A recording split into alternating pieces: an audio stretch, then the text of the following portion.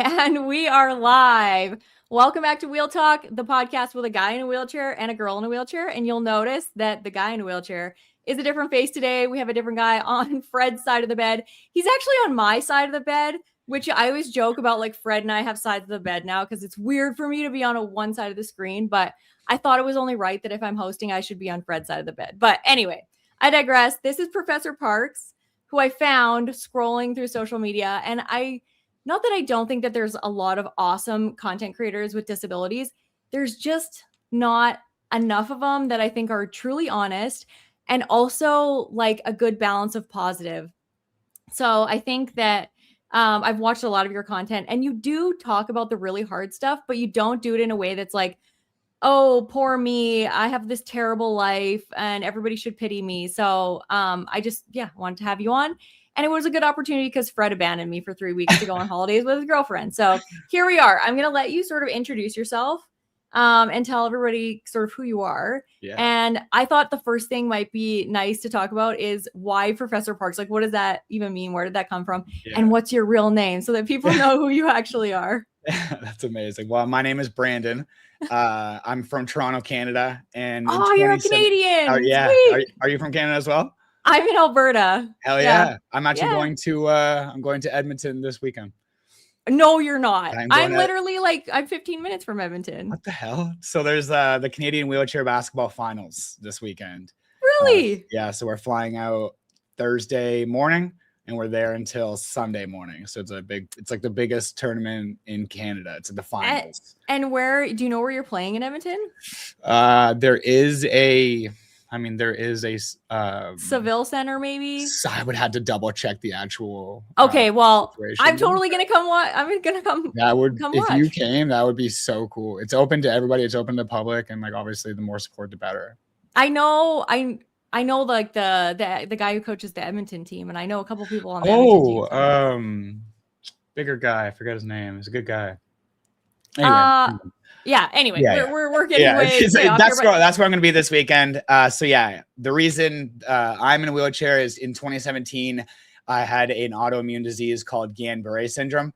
Kind of just took over my body. If you guys don't know what autoimmune diseases are, it's essentially where your body goes to attack an illness of some sort, and it kind of kicks into overdrive and starts attacking everything in sight. It doesn't recognize what's friend and what's foe, and it starts attacking whatever. It's just nuking your immune system. So my immune system was getting attacked. My immune system was through the roof, and my nerves were getting stripped and attacked by my own body, and it ended up leaving a scar on my spinal cord called transverse myelitis. And it was a weird situation to kind of deal with because it wasn't like everybody else. It wasn't like I had a car accident or some sort of traumatic injury where I had to have reconstructive surgery. I just woke up like this one day, and it was definitely quite the journey to figure that out. But as I was in the hospital, I was in the hospital for about 7 months. And then post hospital, you do outpatient rehab. And I did that for about 3 months. So I spent the better part of a year within the hospital system. And as I was doing that,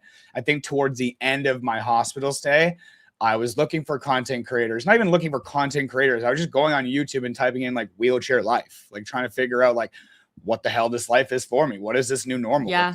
What the heck do I do? Am I ever going to work again? Am I going to have a girlfriend again? Am I going to be able to take care of myself? I have a dog. How do I take care of my dog? I don't know what the fuck to do.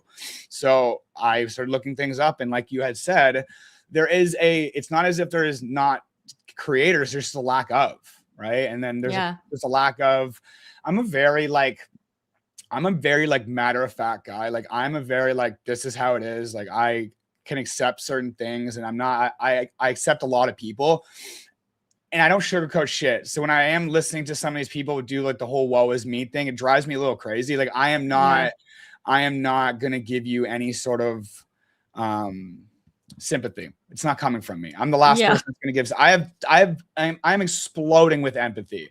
But you're not going to get sympathy from me. So even when those videos that I do make talking about my pain, and I think that's what a lot of people relate to in my content is the fact that I'm in pain and they are too. I think what they like to see is that I'm pushing through the pain, is that I'm seated, not defeated. That's the whole goal here, is to try to be whatever. Now, before we started the podcast, I had told you, I had a really rough night last night. I didn't sleep well last night, and it was you know, I probably got in my seat and dressed 20 minutes before the podcast. So like, this is the things that people don't always see. I try to pull out my phone and record and talk about those types of things, but it's not always easy, right? Like we live such a chaotic life as wheelchair users, and the little things that goes along with it. I just felt like I needed to show that. I just felt like, how do I show this? And also kind of like leave my footprint for my friends to, and my family to understand as well. Like that was sort of, a lot of people had a lot of questions. So I think I was making videos to answer questions for people in my personal life. Yeah. And I just realized the difference it was making. It was easy for me to, when someone had a question, that I could link a video that I made, like what happened to you, or what's your pain like, or what's your daily routine like. I was like, oh, watch this video, right? Like sometimes I'm not in the right mindset to talk. I don't want to fucking talk about it.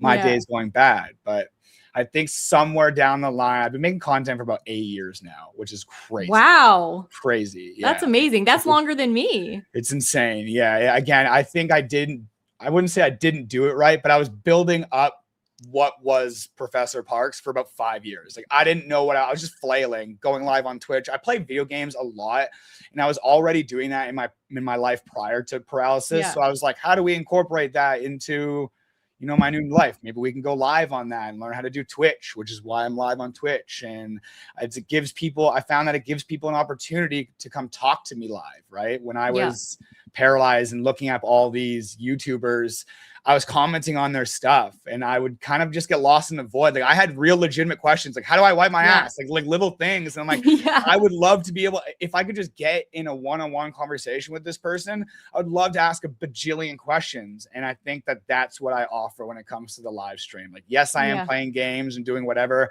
Sometimes I'm just watching videos, but people will come into my chat and say, you know, I'm newly injured, or I've been injured for years and haven't really had a community, or I've watch your content, and it gives them the ability to talk to me live. And I think that that's something that I really wish I had when I first got hurt, someone that I could talk to live that was in my situation. And to go back to where the name Professor Parks comes from, my last name is Parks. And then I was kind of sitting there thinking about who are some influential people that are in wheelchairs, and thinking about it for a while, and being a nerd and a gamer, I thought about Professor X from that's X-Men. Awesome. I was like, that. A bald guy in a wheelchair. That's kind of, I'm also a bald guy in a wheelchair. And I was like, oh, Professor Parks actually kind of rolls off the tongue a little bit. It does. And I just I left it at that. And that was probably 8 years ago I decided to make that decision. And yeah, I think a lot of it, I think in the beginning, I kind of was just like, press the red button, go live and see what happens. Pull your phone up, press record and see what happens and see where it takes you. And like I had mentioned, somewhere along the lines, I started getting some really, really, really cool DMs, changing people's lives. And I didn't even expect that. Like, I think even I talked to a lot of people that are in my personal life, and I'm like, I don't know what the fuck I'm doing. Like, I don't consider myself a content creator. I know I am, but I don't know how, I don't know what that is. Like, I don't know what that is. I don't know what that looks like. I haven't gotten paid very much, so it's like hard to consider it a job. But like, I think the payment really comes from like the effect that I've had on these people. I have a Discord that I've created. If you don't know Discord's it's almost like a MySpace or like a Reddit. It's like a Reddit forum almost that you can create and bring people together and talk in voice chats. And there's just segments of conversations you can do, but I bring all these people from all my social medias to one area to where we can kind of just talk, whether you're a gamer or content creator, or you're disabled, or I've met you in my personal life through sports or whatever that might be. It's all these people coming together, and then I can talk to them through that too. And I think that makes a big impact on their life. There's 900 people in that Discord that I get messages from all the time, right? So whether it's monetized success or just success through changing lives, like it's pretty cool. And I think my journey has now just begun. Like, I think that people now have just started to find me, and I think that now this is where the wheels are in motion now. I think that that's really cool. I love that. When you talk about, monetized success or not monetized success, I'm the same. I'm like, I don't know what the fuck I'm doing. And I just keep doing this stuff, but I don't make any money at it really. And I'm like, I'm bringing a big community together, which is like, I think is so cool. But sometimes it's like, how do people do this where they make money and they bring the community together? I want to wake up and have packages at my house. I want to go to expos, and I want to go to the red carpet and do all this cool stuff. How do I get there? How do I get more wheelchair people on the feed? Right. Like that was my whole thing. Like people ask me like, why do you post? Sometimes I'll post like 4 to 8 videos a day. Like I go crazy. I don't stop. And the whole thing is that like, I want to flood your feed with a wheelchair user. I want to make that so normal for you to open up your phone and see that when you see it in public, it's not a shock to you. Like if I post 5 videos and you see 3 of them, you close your app down, you open up your phone, you're going to see the other 2. Like I'm in your face. I think that's like, I suck at social media. The only thing that I'm consistent on, and not even over the last like 2 years on YouTube, other than this, I'm not consistent at all. I'm terrible. But yeah, it's so hard to know where that like balance is, but for sure it's so cool to be able to get those DMs from people or messages saying like, you know, you helped change my life, or, you know, though I'm not scared now that, you know, my life in a wheelchair is going to be awful, or whatever those DMs are. But that's why I keep doing it. Cause I think 100%. it's really, that's the payment. But someday I want to figure out how to monetize it. I've gotten 100%. A couple of brand deals that are really like, I think that they're valuable to me. You know, like I've got like a wheelchair scooter attachment for free because I reviewed one that I paid for. And so then the company contacted me. So stuff like that. But I was like so curious because you have a big like social following on Facebook. That's where I found you. I don't know what other platforms are you on. Everywhere. I know you're on YouTube. YouTube, Instagram, TikTok, OnlyFans, Facebook, all the stuff. Okay, so what like is Facebook your biggest following, or like where do you have your most? It definitely is, and that was something that took off this year. That was this year alone. Again, I've been making content for about 8 years.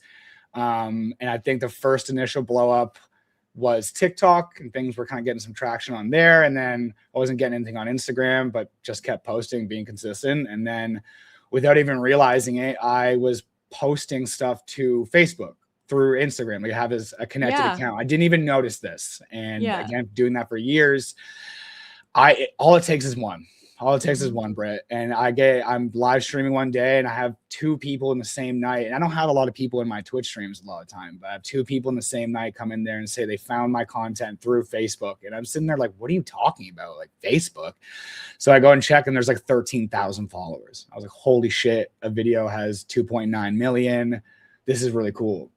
And that opened up things a lot for that. And I just kind of was like, okay, cool. Like Instagram's starting to get some traction. I think that's what I mean by like now I'm getting like the recognition that I probably deserve. And I also had to go through these hoops, right? Like you have to get 2 video views and no comments to kind of be like, how do I make a change here? What do I need to do? Right. Like it hurts. Like it's not a nice feeling to put in a lot of effort into something and not have anything come back to it, whether it be monetization or even like a nice direct message. When you have videos, especially in the beginning, or anything that you're doing and it doesn't seem like something's coming out of it, it hurts. But consistency is so key in everything in life, right?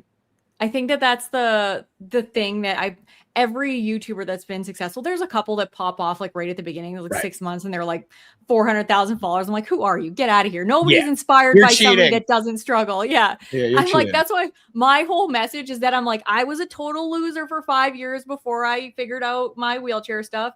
And, you know, I inspire people by being a slow learner and not being able to figure stuff out really fast. But consistency, I'm like, I will keep showing up.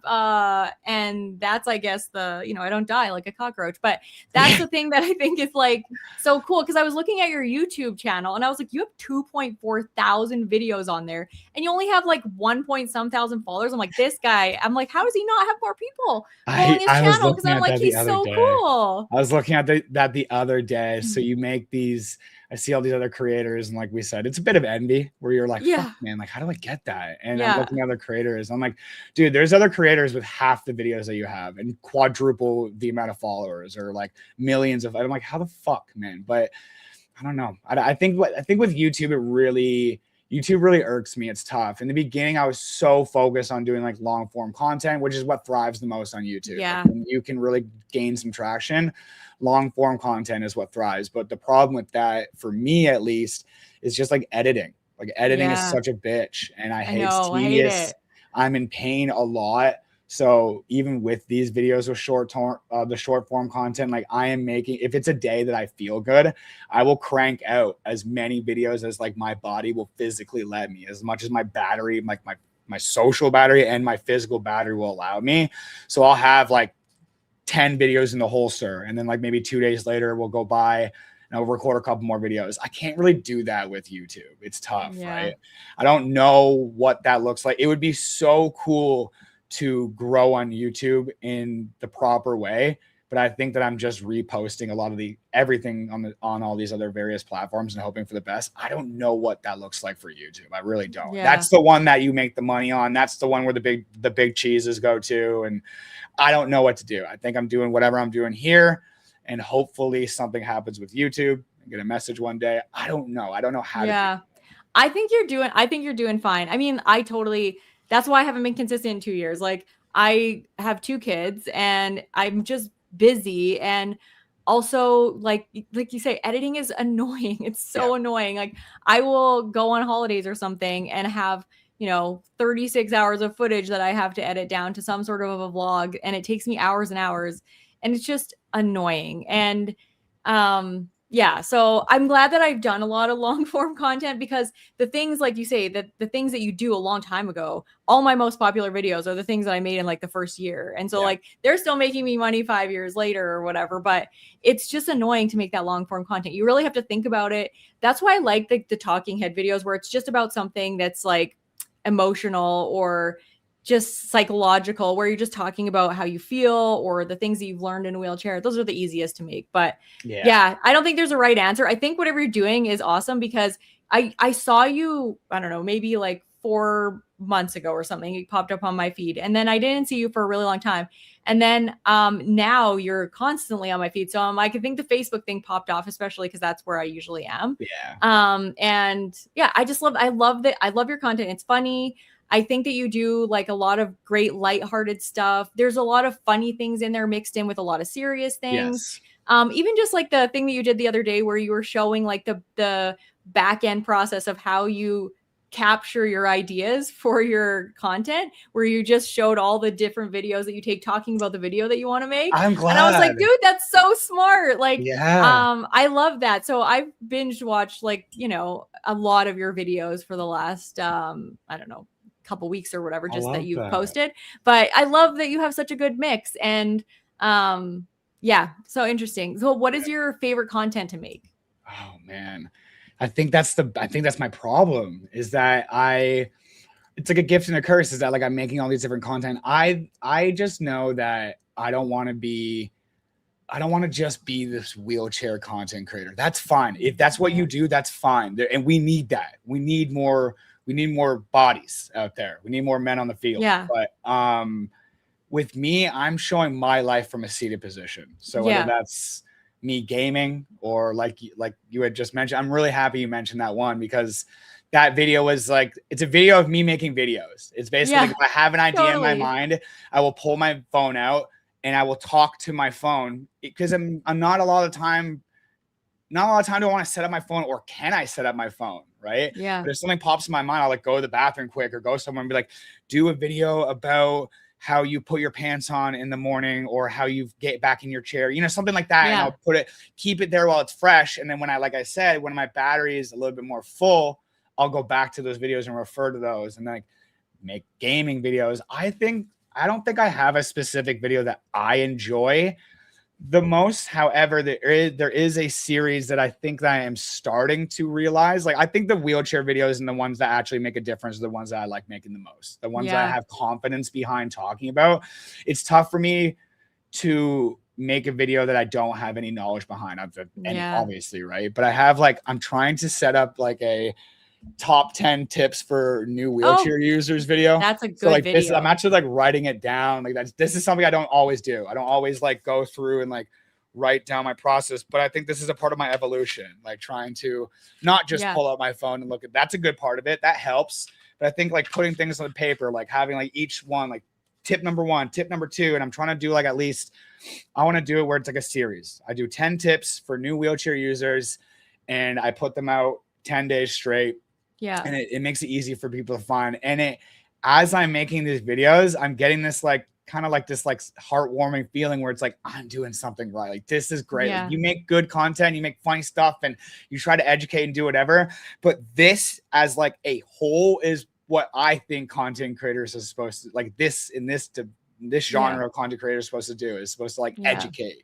Right. Yeah. So I like throwing in the humor because life, you're supposed to laugh. I like throwing in like the personal videos of me. I did a video of me trying out a Tim Hortons donut the other day. I saw that one and you were like, this is not that good. But then you like the oatmeal raisin cookie. And I was like, I fucking love my oatmeal. And I just, yeah. But that, even just that alone tells you I'm from Canada. It tells you that I love Tim Hortons. I love baked goods. It tells you that like, you know, like even if you've never seen a video of mine and that's the first video you see, you're like, this guy, you know, he swears, he's kind of funny, like he's open, right? Like it teaches you a lot about me as a content creator. I'm in a relationship now, and she is also a content creator, and we were talking about a lot of stuff, and she's in a bit of like a writer's block situation, and I'm like, this is where you pull out your phone and talk about yourself. Like if you have a lot of followers that follow you for your illness, and that's what she's really like based a lot of her stuff on. We talk about anything. Talk about how you love your cat or why you love your cat, and talk about your tattoos. Do a whole tattoo show. Like let people see more of you, because that's these days it's not really about niches anymore. You're not like a content creator, like a personal creator now. People are invested into you. So that's my content I like to make, is the one that I know is making a difference, and more feels like the right content to make rather than just like a silly thing. I think it's important to have those silly things. I call it filler content. I'll try to have like a serious video or something where I'm talking to the camera, and then in between that, I'll have filler content where like I hope it pops off and I hope people like it. But if regardless, like this shows you more about me.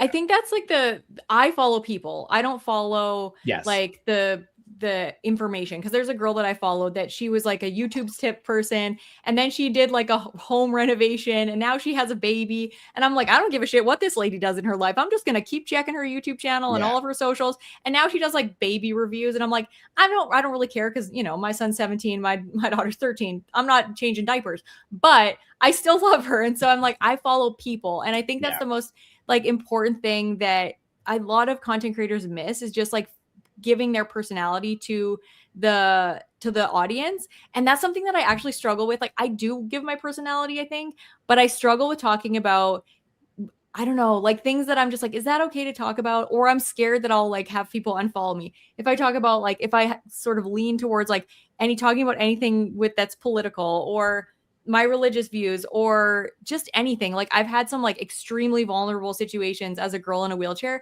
and I'm like, should I talk about that on YouTube videos, or is that like, I don't know. It's just, there's some things that it's taken me so long to sort of cross that line. And I get more and more open the longer that I talk to a camera, because you sort of just forget that there's people on the other side. And like a few times I've like chatted about, like, I'm like pissed at my husband or something. He's like, dude, you were just like bitching about me on your YouTube channel live to a bunch of people. And I'm like, oh yeah, I forgot, you know, sorry. It's your personal life. Yeah. But I love that. You should give a shout out to like, what's your girlfriend's Totally Funkless at Totally Funkless.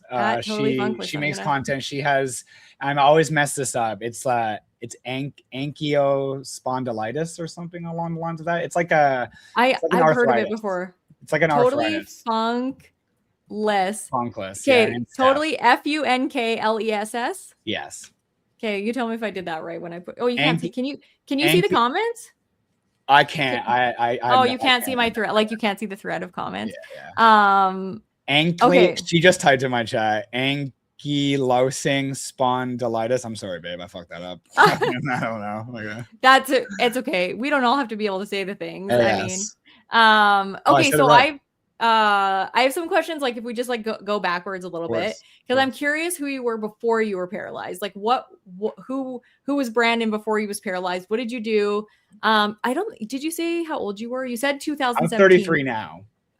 So I'm not going to do the math live because I just will look like I was 25 when I got hurt. We were 25. Okay. Yeah, I was like 2 weeks before my 25th birthday. So technically I was 24.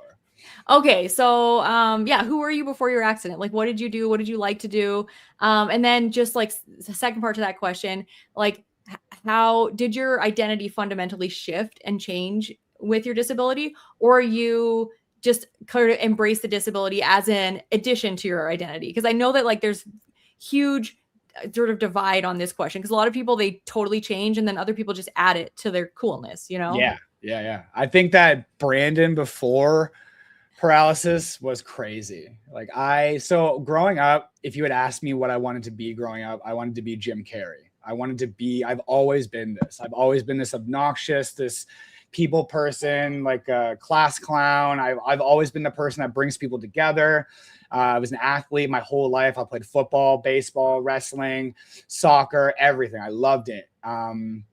And I've always wanted to be that. I've always wanted to be something. I knew that I had something coming. I just didn't know what that was. And I've always been the life of the party. And I think that when it comes to partying, I did a lot of it. I think I did a lot of, depending on where you met me in my life, you might have a different opinion on me. Because I was crazy. I was fun.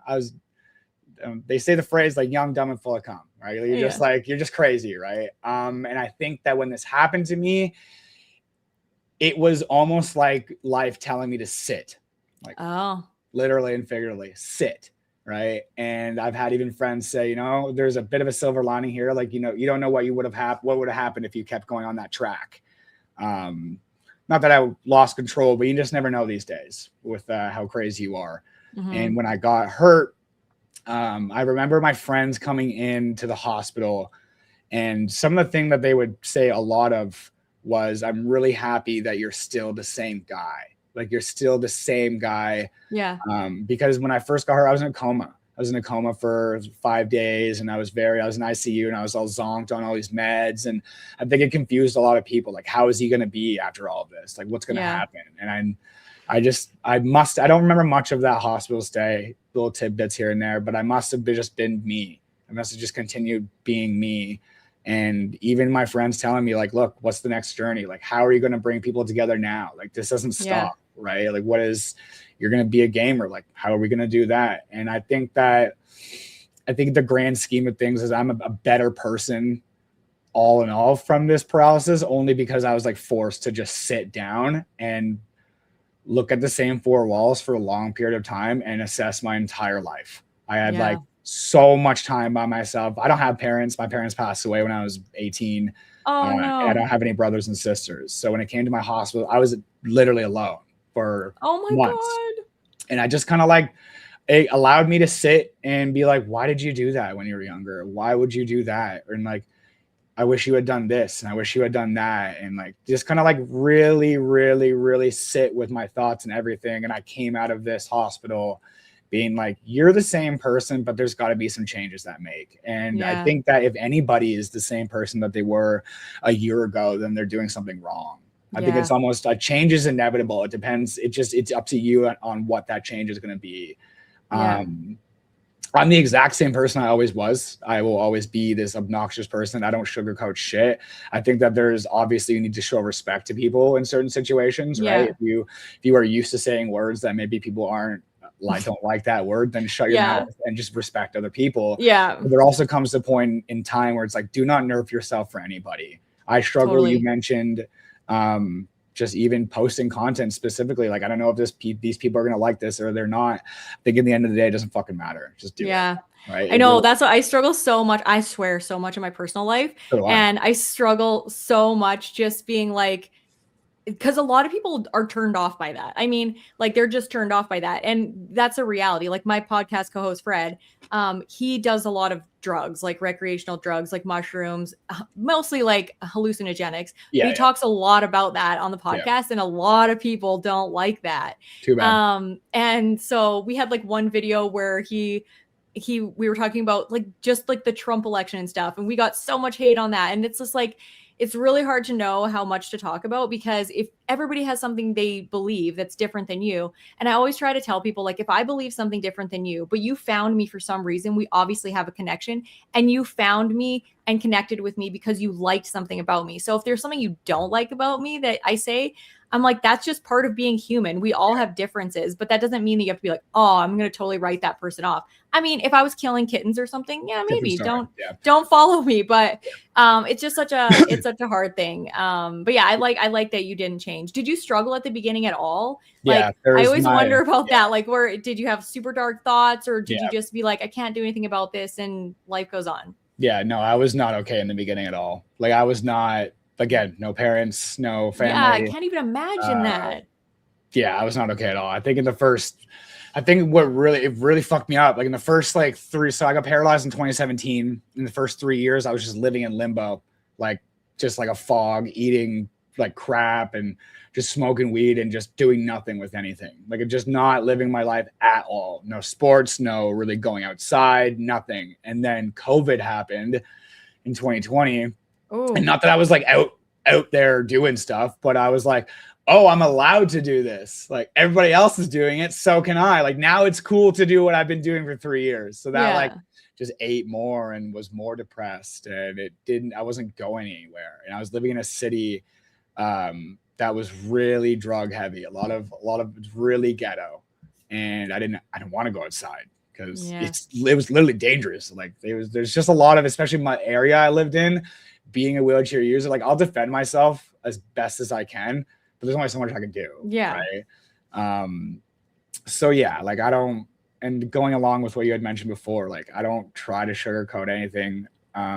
There was, in the beginning when I was in the hospital, there was an attempt where I was just like, we're taking ourselves out of this situation in life, and it didn't work. And I'm glad it didn't, because I wouldn't be here right now. Right.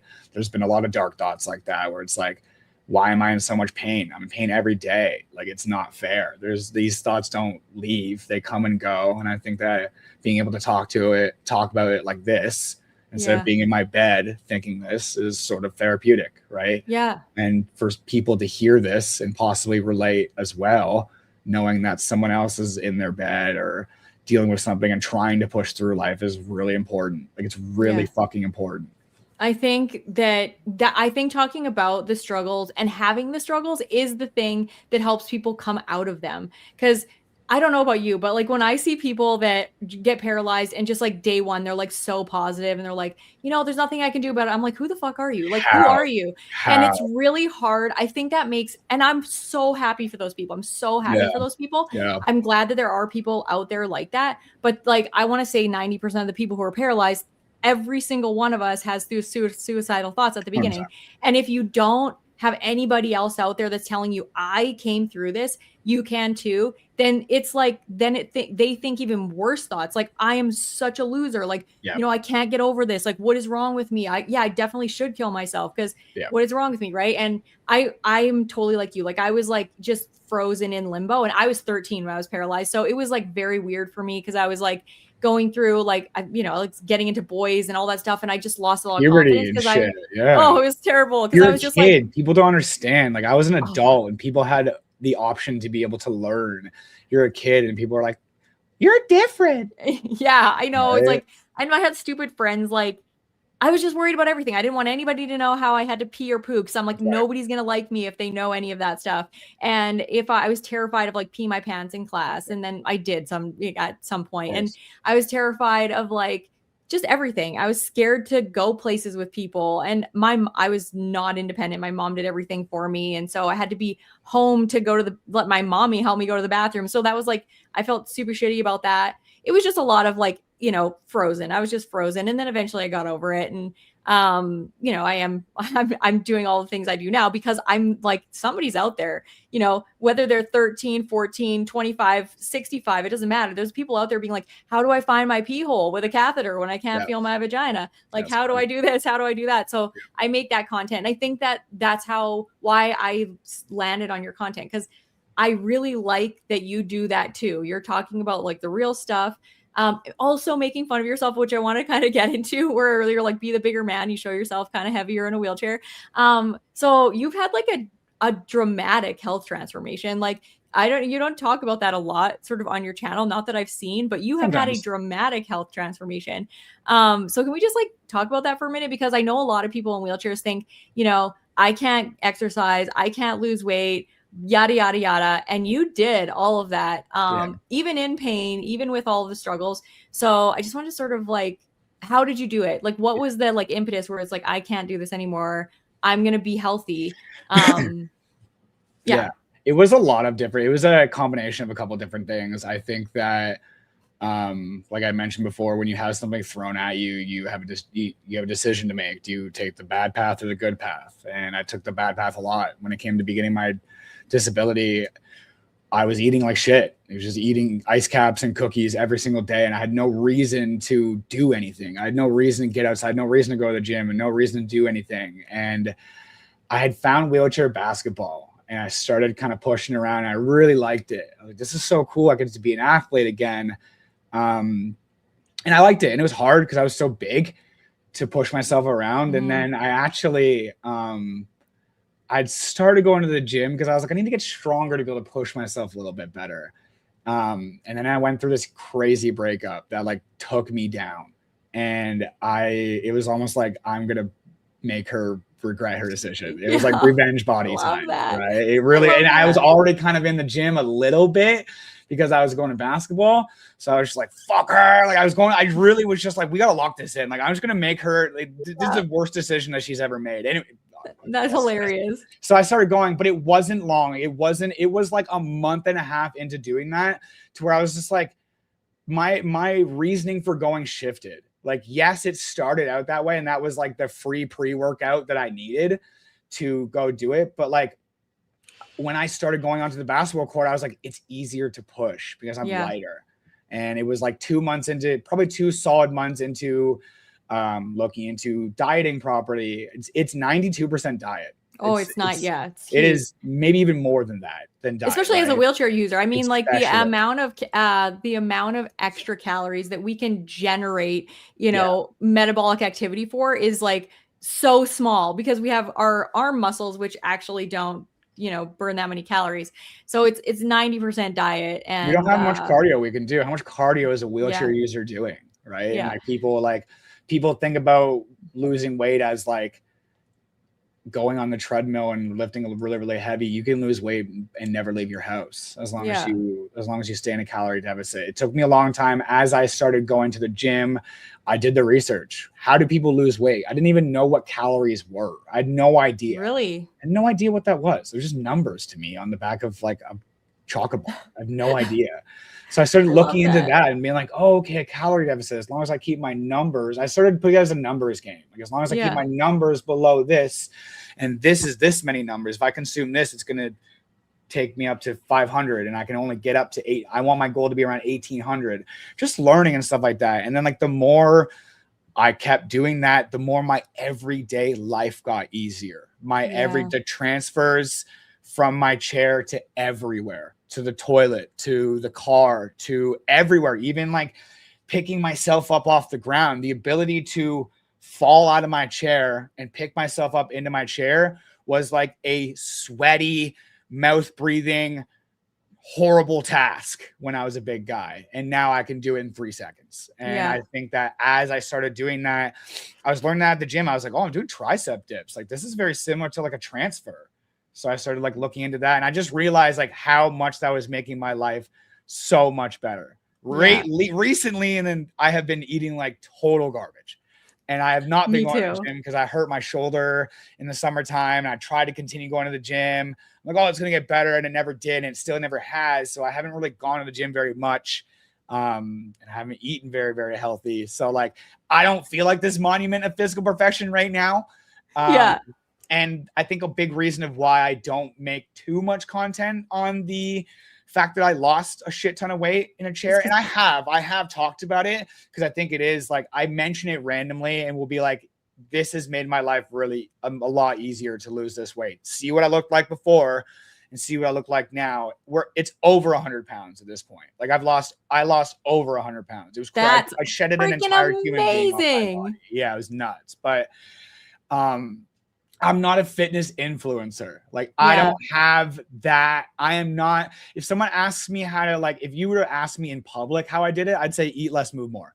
And I just move on with my life. Like I don't. Yeah, you don't want to teach people how to do it. I don't have. It's not my. I don't have that knowledge. I don't have Yeah. that knowledge. Like Totally. I'm the same person that's going to go lift really heavy and then eat McDonald's as well, right? Like, but I Yeah. also know that I would rather I have the intelligence to know that if I were to go to the gym and eat pizza, it will eradicate this workout. So I can lock it in and do the right things and eat the right things, and you feel better. Like your bowel and bladder routines are better when you're eating better and you're putting the right nutrients in your body. You start looking into vitamins and things, and you start oiling up this machine that you need to run for the rest of your life. You need to be a well-oiled machine. And as someone who is in a wheelchair, like our arms are our everything. So even as I'm going to the gym, if I hurt myself, I got to make sure I don't take that any farther, because I don't want to be even more crippled than I already am. Like I might just going to hurt myself in my one shoulder and just do circles forever. Like I literally just do circles the whole time. Right. Like that's so funny.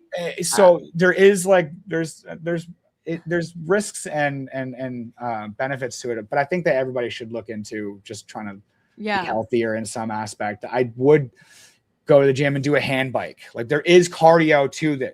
Go outside and you can push. Like if you don't live in the Antarctic, and as you know, we live in Canada, it's the Antarctic for 70% of the year. So for the 30% of the year, just go outside, man. Go push. Just go push. It's so good for you to go push. And then like, I don't know. Nobody's ever went to the gym and did a workout and was like, man, I regret that workout. Yeah. I always say that to people, that like nobody's ever once eaten a healthy meal, gone to the gym, done something good, and it's like, yeah, I wish I didn't do that. Never regret that. Maybe if you're like, I was like crazy probably like 4 years ago, where I was like, I would get like literal anxiety if I ate like a chocolate bar or something. Don't be like that. But, also don't be like I am now, where I'm just like, I'm just going to mow down on all these mini eggs and then make myself sick. So, like you have to have a balance, I think. You have to have a balance. I think you have to kind of be a bit of like to learn in the beginning. Like I was the same way. I like give myself it was chicken, rice, and vegetables every day. Yeah. And it was like that. And like, I wouldn't, if I had a chocolate bar, it was a protein bar. It would never be a chocolate bar. If I had pop, it wouldn't be pop. It would be a 0 calorie something carbonated. Something. Yeah. And I still try to keep these habits. Like if I'm at the store, I'm going to get the 0 calorie pop. And I'm going to try to get the protein bar over this. And I will be more conscious. I think being that way and being like really like aggressive towards it allowed you to like realize what's good. And now you're a little bit more conscious towards things. Like, you're not eating good. Mini eggs aren't bad. So at least you're not. I just know that Brandon, before I started all that, didn't know that. I had no idea. And I was eating myself sick. Like I don't even want to know the number of calories I was eating in a day. It was insane. I'll never forget. There's this one meal that I would order often. It was from this place called Meltwich. It's disgusting. It is a burger. It's a double bacon cheeseburger, and the patties are grilled cheeses. And then I would get a poutine with a milkshake on the side. And I was just like, that is lunch. Yeah. And like, you keep that, like, that's like more calories than you need in an entire day. Your day. I know. In a day.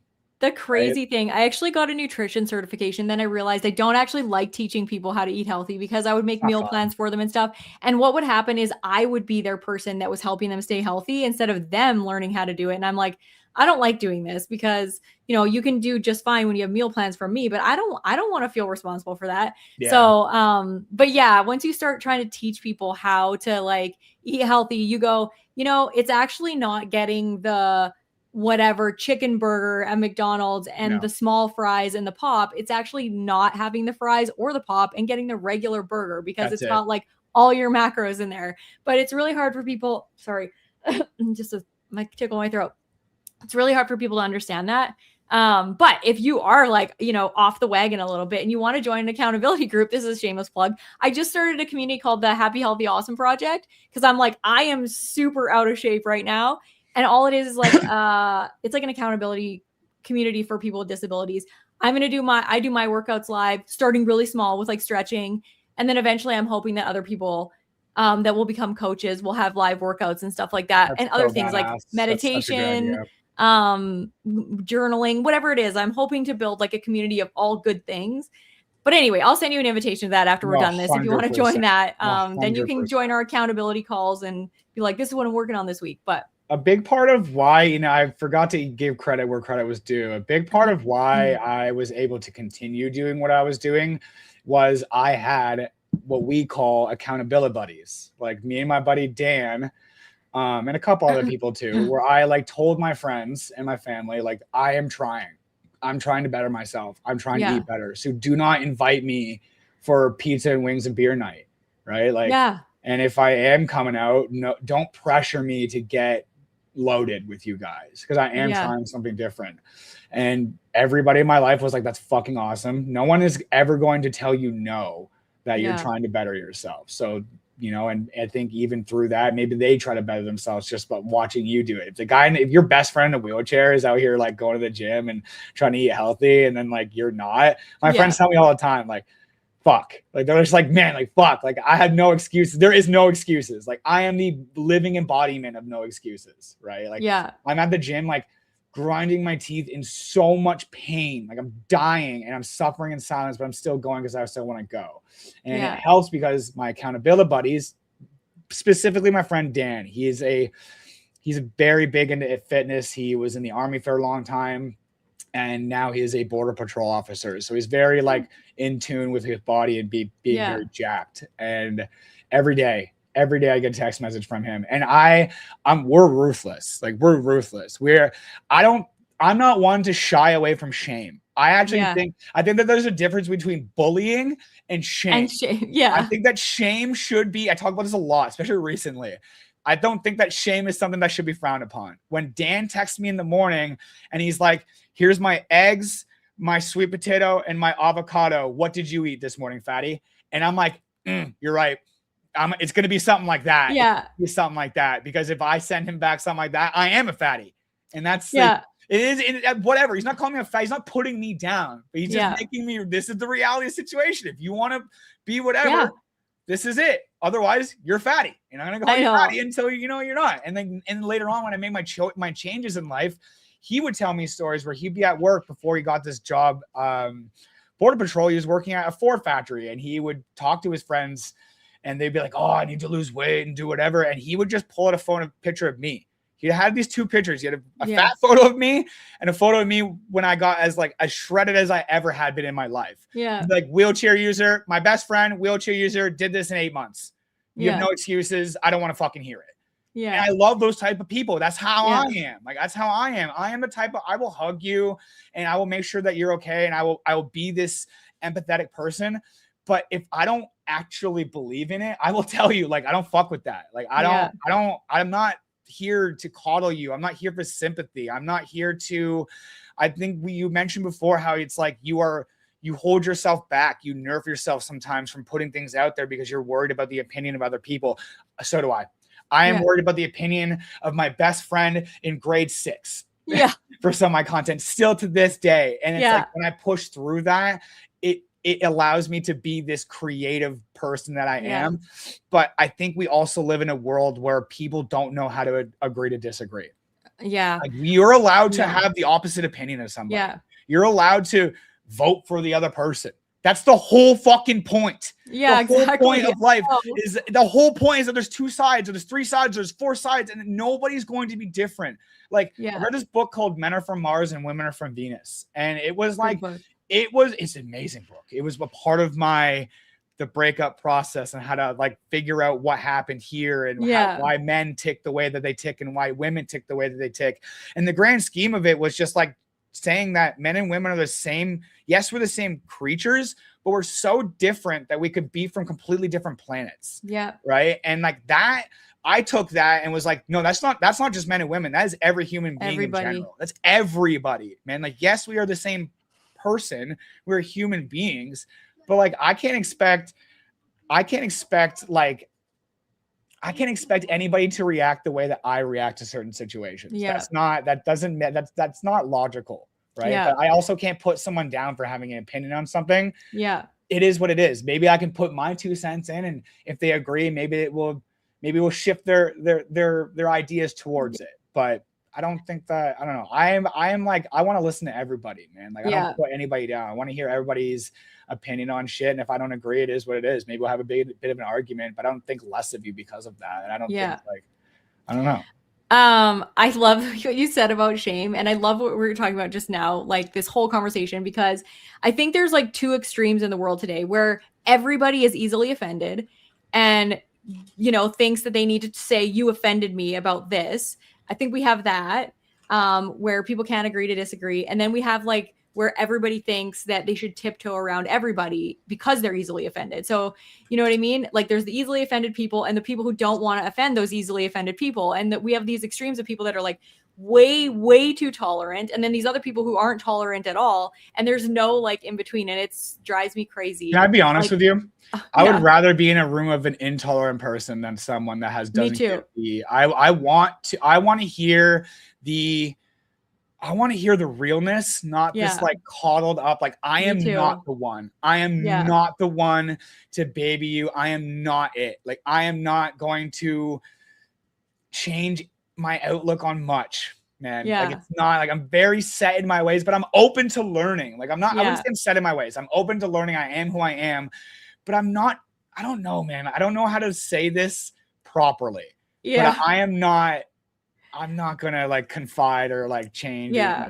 I don't know. I think I know you. Like you just want to be like really authentic, whatever it is that you're thinking. Why, like, why does everybody have to assess what they're saying? Why can't we just look back and be like, everybody, I don't care if you're black, white, purple, like disabled, brown, disabled, a dog, a human, a man, a male, a female, fucking they, them. I don't give a fuck. Like I really do not care. How you treat other people is how I look at you. Like I don't care who you have sex with. I don't care who you vote for. I don't care what you eat on your daily. I don't care what sports you play. I don't care what mobility. I don't care what mobility aids you use. I don't care. I don't care. It has no idea. It's nothing. It does not matter for you as a person. That does not tell me anything about you as a person. Yeah. My disability is the least interesting thing about me. It is the least interesting thing about all of us. Your sexuality is the least interesting thing about you. Your gender or your religion, least fucking interesting thing about you. Truly, I don't give a fuck. Like I want to know how you treat. I want to know how you are with your family, how you are with your friends, how you are with your partner. I want to know like what you like to do in sports or like music, or I want to know you as a person. I don't give a shit about all this stuff. We take way too much out of like all that. That's way too much for me. I agree. I agree. I think that people, they amplify little parts of themselves to make them super important. And it's so annoying. That's why whenever I teach at the local rehab hospital, and every time I go and teach, I teach a class called Returning to the Community, which is like helping people, be okay back into like normal life. And I'm always like, nobody cares about your disability. If you think that other people are thinking about your disability, make up good shit. I'm like, if somebody's staring at you, don't be like, they think I'm a weirdo. They don't think I'm a real person. I'm like, that maybe they think you're hot. Maybe they think you're strong. I'm like, if I don't know what somebody's thinking, I always make up good shit. I'm like, that guy thinks I'm hot. That guy thinks I'm super cool. That person is like, thinks I'm inspirational. I'm like, I think I am the coolest person in a wheelchair everywhere I go because I just make up shit about what other people are thinking. Because why would you make up bad shit? And then you're judging the person that didn't even say anything to you for making up bad shit you don't know that they're even thinking. And that's what so many people do about everything, about race, religion, gender, age, ableism, whatever it is. And I'm just like, okay, we have so much more in common with each other than we do differences. So let's just be like, wow, I love your shoes. Like, that's awesome. I need help getting this thing off the shelf. And by the way, like, I love your shirt, whatever it is. But I totally agree. Yeah, no, I'm not. Yeah, I'm the same way. I would just rather like know you as a person. And I think that's a lot of what my content is that like, yes, I am a disabled person. Yes, I do make disabled related content, but as I mentioned before, I am just a content creator from a seated position. So if you see people doing outfits of the day, or they're rating donuts, or they're you know what I mean, like, or they're just doing like lip syncing videos, they're like, this is a good song, or like, I am trying to be a part of that product. I'm trying to show that like, yes, I am disabled, but like, just like, I don't know, Kim Kardashian is like doing like her cool little lip syncing thing. So is Professor Parks. Yeah. Is from a seated position. Like I'm no different than her or whoever is out there doing whatever they're doing. Right. Like, I think it's so like, I think because we have a disability, it's such a visible thing and we get so easily pigeonholed into that, genre or niche or whatever. And it's so valuable. Like you say, like it feels so good to make that content because it is super helpful. It's impactful. But yeah, sprinkling that other stuff in is so important. I've thought about rebranding to just Brittany so many times because I'm like, Brittany I Brooks. love karaoke and I love to cook and I love music and I love just so much stuff that I'm just like, how do you wrap that into disability? But I'm like, does it have to be It disability? doesn't. I don't know. Empowered para is just like who you are as a person. That just is what you are. Like that's what your name is what you represent. Like I am Professor Parks. That's great. Yeah. Tell me more. Right. We Yeah. talked about like, okay, you're Professor Parks. Okay, you're the empowered para. Tell me more. Do you like? Yeah, exactly. What kind of music do you like? Like people want to know this shit. You just talked to me about how you followed one person for one reason and now they make content about other stuff you don't care about. Yeah. Like, I still want to know about this person's life. My girl is very into like reality TV shows. Loves reality TV, right? And she'll follow and she'll talk about other people that she follows from these reality TV shows in their everyday life. And it's like she is invested into that person. Yeah. She was like, I like that person from a show. I want to see what they're up to in their everyday life. And she just follows them. And it's like, that is content creation as a whole. And you're not following. Yeah, maybe you found them from one video, you like that video. But like, so somebody finds me from a gaming video because they like games. Yeah. And then they go to my page and they're like, holy fuck, this guy's in a wheelchair. Yeah, they don't even know. Holy fuck. And then all of a sudden they're like, oh, okay, cool. Like now they're like, oh, this is it just opened. They're like, holy crap, I didn't even realize that. Or sorry, if it's a video about, I don't know, if you wanted to talk about your fitness stuff or anything, if you made a video about whatever, someone found that, went to your page, and it was like empowered para. What else do they do? Like, I think that opens up your gate to everything. Like, do not allow yourself to be nerfed to this one niche. We can't live in niches anymore, right? Everybody's like, what's your niche? What's your podcast about? What's your content about? Me, bitch. Yeah. Me. Right? I know. I think that's so interesting that people find out who you are in different, aspects of your life and they don't know other parts of you. So like I'm a teacher and a lot of times I'll be just doing my thing at school and then somebody will be like, wait, what? You have a YouTube channel? And I don't talk about it there, but then they're like, wait, you're a YouTuber? And they're thinking it's so interesting. And then, when I first started my channel, people were like, wait, what? You're also a teacher? Like, and then they find out all these things that are different parts of your personality that, there's like a whole part of you that sometimes you don't, share in different, buckets of your life. But that's so interesting. What kind of games do you play? I am not a video game person, so I probably won't know any of the names that you're going to talk about. But I'm sure lots of people watching are video game people. Yeah, growing up, I've been playing games since I could hold a controller, ever since I was a kid. Being an only child, I like kind of just was looking for stuff to do. And my parents passed away pretty young. So I was kind of like leaned into my friends for a lot of that. And we played games together. There's a lot of that. And so it was like the classic Mario and Nintendo games and all those fun Nintendo stuff growing up. But nowadays I play like Overwatch. I play a lot. I think I'm really like addicted to Overwatch. Is it like a PC game or like okay.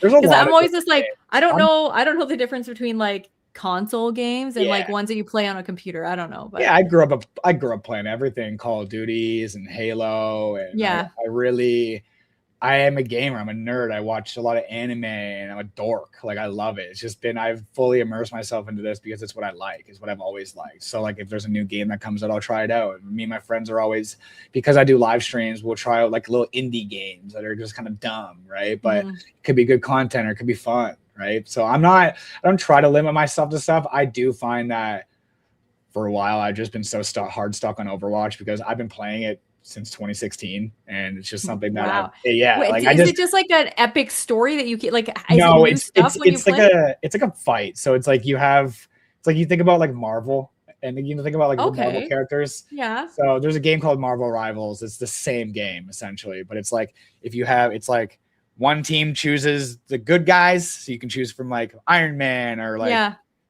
the Hulk, and then the other team chooses from the bad guys. So they're like, I don't know, Magneto, like the bad people, right? And then they fight. And then you're literally like, you are Superman. You're flying around and like doing laser eyes, and like it's cool. Like you can be a kid again. Like I don't know, it's cool. Like it's not. I spend a lot of time like just being the soldier in Call of Duty, like and shooting around, and that's fun as hell. Like I been a soldier and just playing aim and shoot all day long. But yeah, that is so funny. I don't know how that doesn't get old. Like my son is 17. He's going to be 18 in like 4 months or whatever. And he's always loved video games with his buddies. And he's like, it's a way to socialize. It's like during COVID, like they didn't miss a beat with each other because they're freaking all on headsets. And I'm like, who are you talking to? And he's like, my friends. I'm like, okay, I'll get out of your way. But I'm just like, I don't know.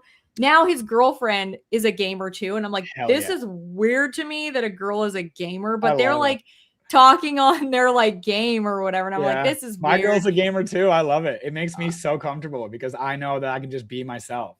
She likes cozy games. She likes like Stardew Valley and like I don't know, like I don't know what the games that she likes. It's like very cozy games, like little Fall Guys or whatever, something nice like that, right? But I also, one of my friends' fiancés is better than all of us at Call of Duty. Yeah, so it blows me away. But I think it's just what you like, right? And I think that finding someone that likes the same similar things that you like is important. I also that when I think the best way that I can describe to somebody that doesn't really enjoy gaming. Or isn't into gaming or can't really understand why someone can do that for so long is that like when my mom was growing up, she would sit in the couch, watch Price is Right, be on the phone, like the cordless phone with her friends. Hours. They would all be sitting there. Oh, what are you going to watch some Maury now? We're going to watch some Wheel of Fortune. Okay, switch the channel. And they're doing it on the phone and they're watching the same stuff. Right? Or they're like, oh, let's do a little workout together. I'll stay on the phone and we'll do our little Pilates.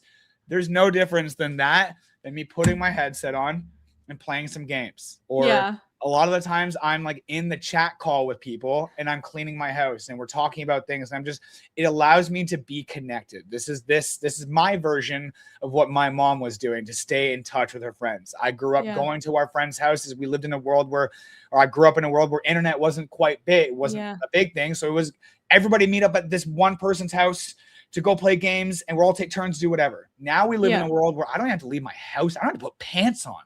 Like I can literally like play games with the same people that I grew up playing games with, and no one has to like drive and try to meet up to one destination and make this whole big thing about it. I just press play. And it's so cool to have that so easily accessible now. I think the one thing that has always stopped me from being able to play video games really well is like maybe it's like my fine motor skills or like my hand-eye coordination. Like I'm like, how the frig do you remember what you're doing with the controls? Like I don't remember where the buttons are and what the buttons are doing. But you know, I used to play like Super Nintendo and like that kind of stuff, or like Mortal Kombat, stupid shit like that, where you're fighting. I could play all that stuff. So I think it's just that I have to like do it, but I don't know. It's so hard. I used to play stuff like Skylanders when my son was like younger and liked that kind of stuff. Yeah. That's a little bit of a story and, you know, you're kind of on a mission and all that stuff. So if there's games like that, then maybe. But yeah, my husband liked the Last of Us games. So and that's like a story that you're following. So I know he's played it like a bunch of times. Oh, so good. The show is so good too. He probably watched the show too. Yeah, I actually had a friend that she was in like one of the episodes or whatever. She's part of the talent agency that I belong to. I don't ever get any like. So you mentioned this is actually really cool. It made me think about something. So you mentioned like your dexterity and your hands and stuff like that, and like sort of like what you're saying about like playing games. Yeah, it's like your fine motor skills, right? Yeah. So when I first got injured, I was paralyzed from the navel down. I was actually quadriplegic when I first got injured. So my hands didn't work.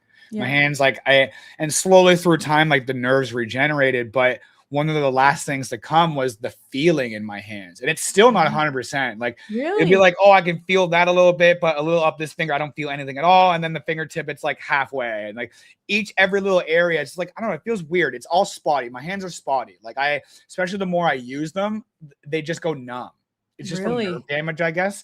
But coming out of the hospital, I couldn't feel my hands at all. I couldn't feel them at all. Even 10 months into paralysis, I couldn't feel them. So what I was doing, and I want to play games so badly, so what I was doing was I was cutting out Velcro and I was putting Velcro stickers on all my buttons and all my joysticks. And it allowed me to like keep my fingers on there and like move my hands around more. And kind of like it let me like learn that and like be familiar with that. And when I told my occupational therapist that, she had mentioned that like, that is a really good idea. I'm going to tell my elderly patients about putting that on their like converters. Yeah. Right. So if you have hand problems, you have hand issues, like just having something on the buttons to be able to stimulate it, like braille. It's like tactile. Yeah. Yeah. Tactile. Yeah. Like having like braille. That's such a good idea. And even like having, stimulate my hands too. To me, if I'm feeling the buttons, they all feel the same. Obviously, they're different shape and stuff. Yeah. But like having a different texture, like that's like a clear, you know, signal to your brain. Like that's a different button. You don't have to look down, you know, the feeling, right? Yeah. That's such a good idea. See, I don't know. Like, I don't know if you made a video about that or not, but that's like a good little, I think I made a video about that like 7 years ago. I probably should do it again.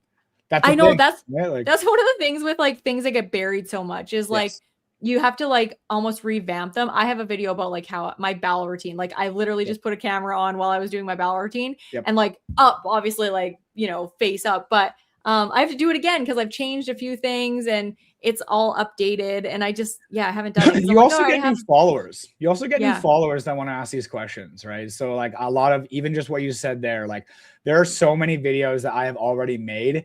And then people ask questions like, well, how do you drive? And I'm like, fuck, I've made this video 3 goddamn times. Yeah. Right. But it doesn't matter because you're going to get new followers and they might not know. So you got to keep making that video. You got to see, like you just reminded me, like I should probably make that video about that hand. Yeah. Thing, right. Like, I know there's some people that I've followed for years and they say the same shit all the time and I don't care because I just love them and I know that they're just updating people, but we're like at the hour mark. I'm going to ask you a little bit about your pain and then I will let you go so that I'm not, you know, stealing your I have all the time in the world, by the way. You don't have to worry about that. Sometimes we stay on for like an hour and a half. It depends on like who all is watching and what we're talking about, but I'm so curious about your pain because you've mentioned that like numerous times now. Is it nerve pain? What does it feel like for you? What do you do with it? Like, do you take medication? Do you just like grit and bear it? Like, what do you do? Yeah, so it is nerve pain. It's like a neuropathy. So it's like my brain will try to send signals down to my legs, my paralyzed parts of my body, and it hits off of the scar that's in my spinal cord and sends it back as like a negative, like something's going on, something's wrong. And it is constant. Like if I were to sit here for an hour, I could be like, I'm feeling buzzing in my right knee. And then at the same time, like it's also stabbing in my left big toe. So it'd be like burning. Sorry, that's my dog. That's okay. My husband just got home. Yeah. He's freaking out. No worries. So the pain is very like, it is all over the place. It is like a burning. It feels like I'm being tasered sometimes, like a stabbing. It's like sometimes when you like, if you're like a limb falls asleep and it's like very like staticky, tingly feeling. Sometimes it's that, but really, really intense, like too much. Like it's where it's like localized to one area. It's very uncomfortable. I think a lot of the feeling is being uncomfortable, and then it can take it to where it's like a zapping, like a stabbing. I swear the best way to describe it is being tasered. Like it's like it's like a stab and a zap at the same time, and it's different for everybody. Everybody's pain is so different, and sometimes it's worse and sometimes it's not as bad. Like I haven't been able to figure this out. I was just talking to my girlfriend about this yesterday, how in the morning I felt like $1,000,000. I was like, babe, like I am at like almost a 0 in pain right now. This is unheard of. I don't even like talking about this because I don't want to jinx it. And then towards the end of the night, I am holding my foot, like leaning back and forth because my foot is on fire. And like in these moments, like I don't know what to do. Right. I have a spinal cord stimulator that is installed into my back. Do you know what a TENS unit is, by any chance? Yeah, I'm familiar with them. Yeah. So a TENS unit, it's essentially, for anybody that doesn't know what a TENS unit is, it's like put pads on your muscles and it stimulates them, like it vibrates. There's probably more of a scientific way to explain that, but they put a TENS unit in my spine. So they put these like, it's a battery, it's like a pacemaker battery, and it's connected to wires that go up to these leads, and the leads emit the vibration, and the leads are right on where my scar is. So when I turn on this like machine, you can see that it shows, oh, you can't see anything because I just fucking dropped it. It shows my battery life. it shows my battery life. Like it's low. And it shows the battery life of the controller. And then I charge my battery. How do you charge the thing inside? This like in your body right here. So you know how you have those like pad things you put your phones on, like wireless charging? Yeah. It's like that, but medically. So I attach this to this and it drains the power from this through this little pad onto my back. It's like right into my like love handle. Yeah. This stimulator is the only thing that has helped me parks specifically. Like I don't know any medication that has touched my pain. There was a point fresh out of the hospital, probably one of the reasons why I was so unhealthy was that I was on every single medication for nerve pain at the highest dosages. And there's no like, this isn't Oxycontin, this isn't Percocet, this isn't any opioid.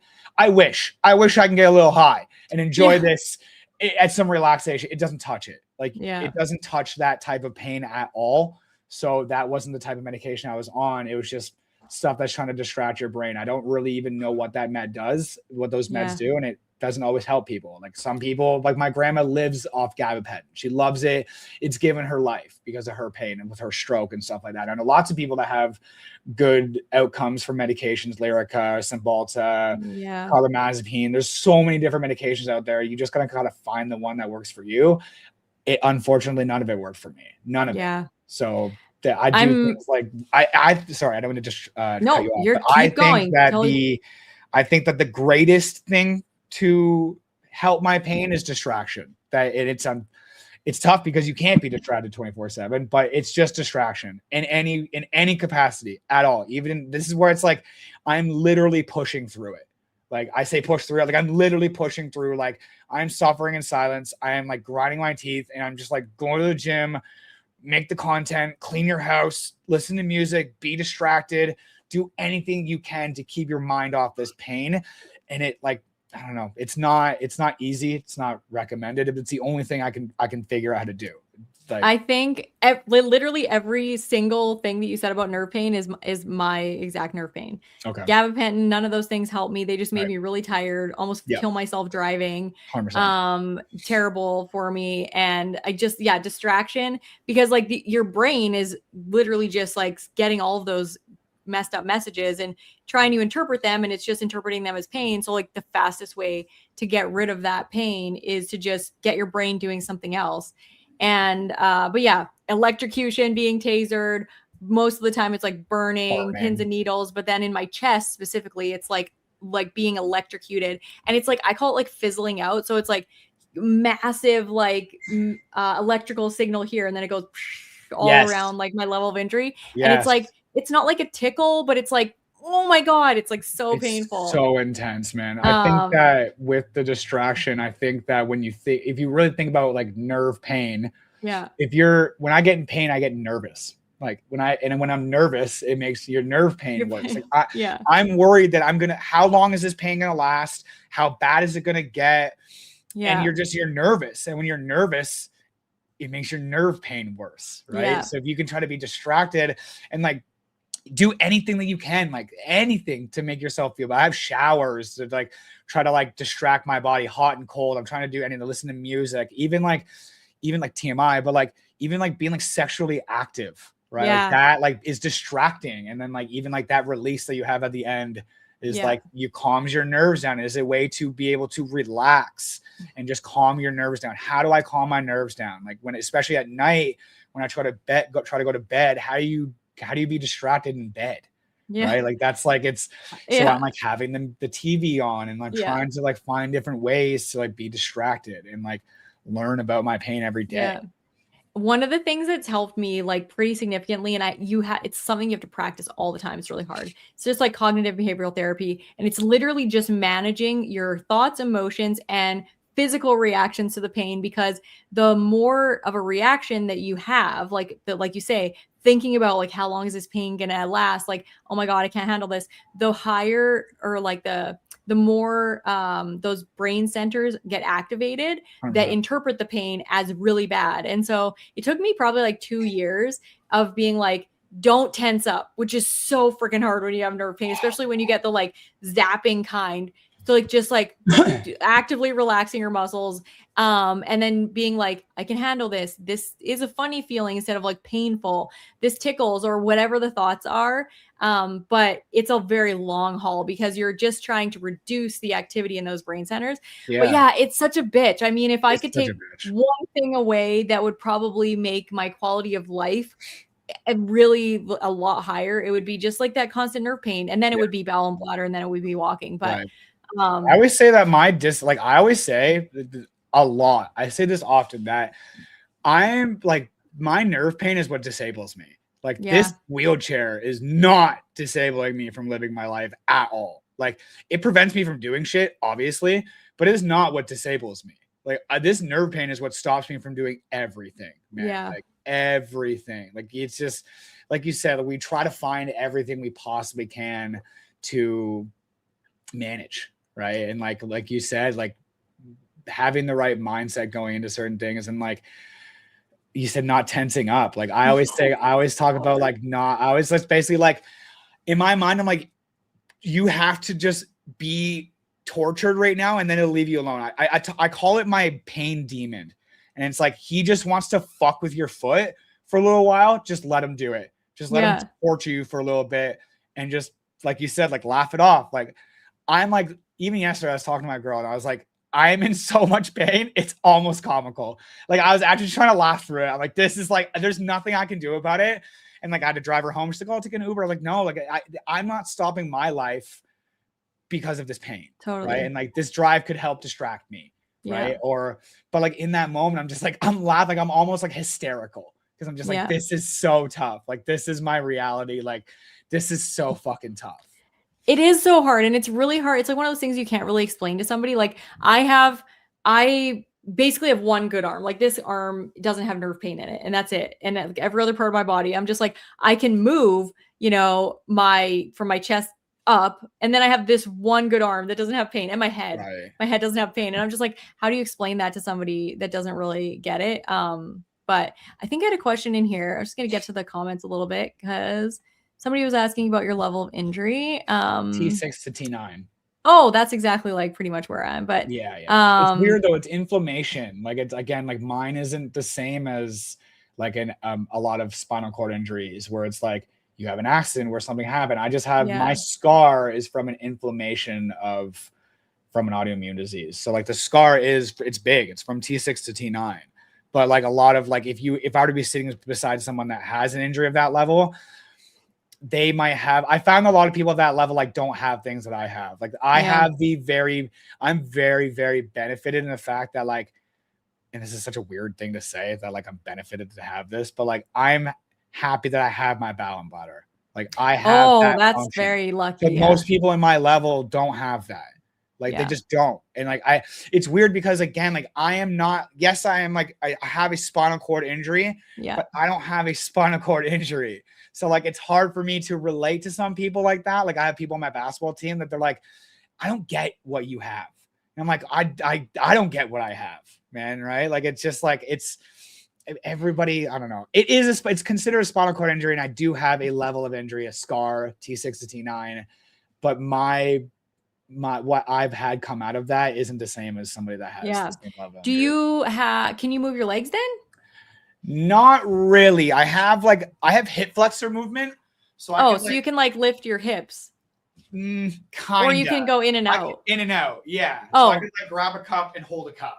Oh, that's what you get from me, right? Like I can go in and out, and that's about it. I can't go up and down. But this is huge for me. Like to hold a cup like that's awesome. Huge. This is huge. And like to be able to have your bowel and bladder, like that's freaking so nice. That's really big. I mean, it takes a lot of people's energy hours, as person with a spinal cord injury, and just a lot of like the confidence. I mean, that was part of my whole, fear when I was a teenager, was just like, how the fuck do I use a catheter? And I don't know how to do this. And so I think that that's like such a huge thing. It doesn't negate any of the, tough experiences that you have as a wheelchair user. Cause I freaking hate people that are like, mine's worse than yours. And it's just like, oh my God, there's nothing worse than that. But, I would trade this pain, and I would, and this is going to sound crazy to some people, but I would, if I had the option to trade my pain for someone's bowel and bladder problems, I would trade it.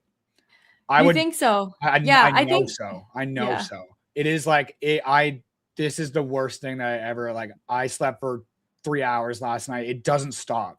I That's understand that brutal. bowel and bladder routine does take Yeah. it's really rough. And Yeah. it does take hours out of Well, your day. actually, it's not actually that rough once you get It's used just to it. Because a lot of tedious. people Yeah, think it's really rough, but it's not that bad. it's a routine. You come Yeah. into a routine, you get used to it, Yeah. right? And like there's no routine for this pain.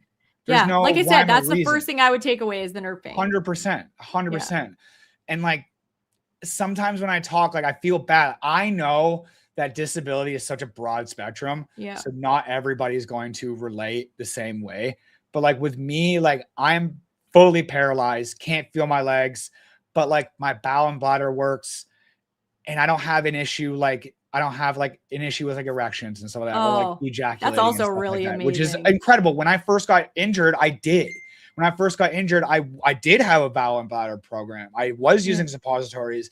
I Well, so did use a you catheter. get it. For sure. I was Oh. 100% in that world. I was, my nerves were recovering. I got very lucky to get what I got back. But like even something like my sexual function didn't come. That was the last thing to come back. I was like, I think it was like 11 months into my injury where just one day randomly it happened. I was like, holy fuck. Like, and I felt you're like, yes. Like I was so fired up. I can go into mad detail about that. But like hilarious. There was a moment of like, I was so emasculated and I felt like I was a man again. Yeah. And like I had that brought back. And I know that through medication or injections and stuff like that, that this is possible. I have a friend that is going through in vitro right now with this girl, tells me all the details about how they use a little vibrator to extract the semen out of him and stuff like that. I'm like, that's so crazy. Like in my mind, and we joke about it, I'm like, that's so unfortunate because like I don't have that issue. And like, I go into graphic detail about it, but like, I'm just like, that's so unfortunate. And like, I think it's cool that he can talk to me about that. And I can also be in the same situation, be like, I don't have that issue and we can kind of relate, whatever. But like, everybody's different. And I think that everybody is different. You just have to take what you have and just be thankful with what you have. Again, like I would trade my pain for bowel and bladder and lack of sexual function any day without letting you even finish that sentence. Yeah. I would, if I had a genie in front of me that was like, hey, I can fix you walking, no problem, but the pain's not going to go away. Or I can make it so you're going to be paralyzed the rest of your life. There's nothing that can fix you. No cool things that come out can fix you. It won't work for you, but I can take that pain away. I wouldn't even let it finish the sentence. Yeah. I'm going to take this fucking pain away right now. Right now. Yeah. This is what disables me the most. Like even right now, I turn my simulator on like halfway through this. It's usually on all the time. I am like being like vibrated, shocked right now. And you wouldn't even know it. Like, I'm just like, I have this thing behind my back that it's a bunch of socks I put together and it like pushes against the leads. Like I usually use my hand to push against it. So it like pushes it closer to my spinal cord. So it's more intense of a feeling.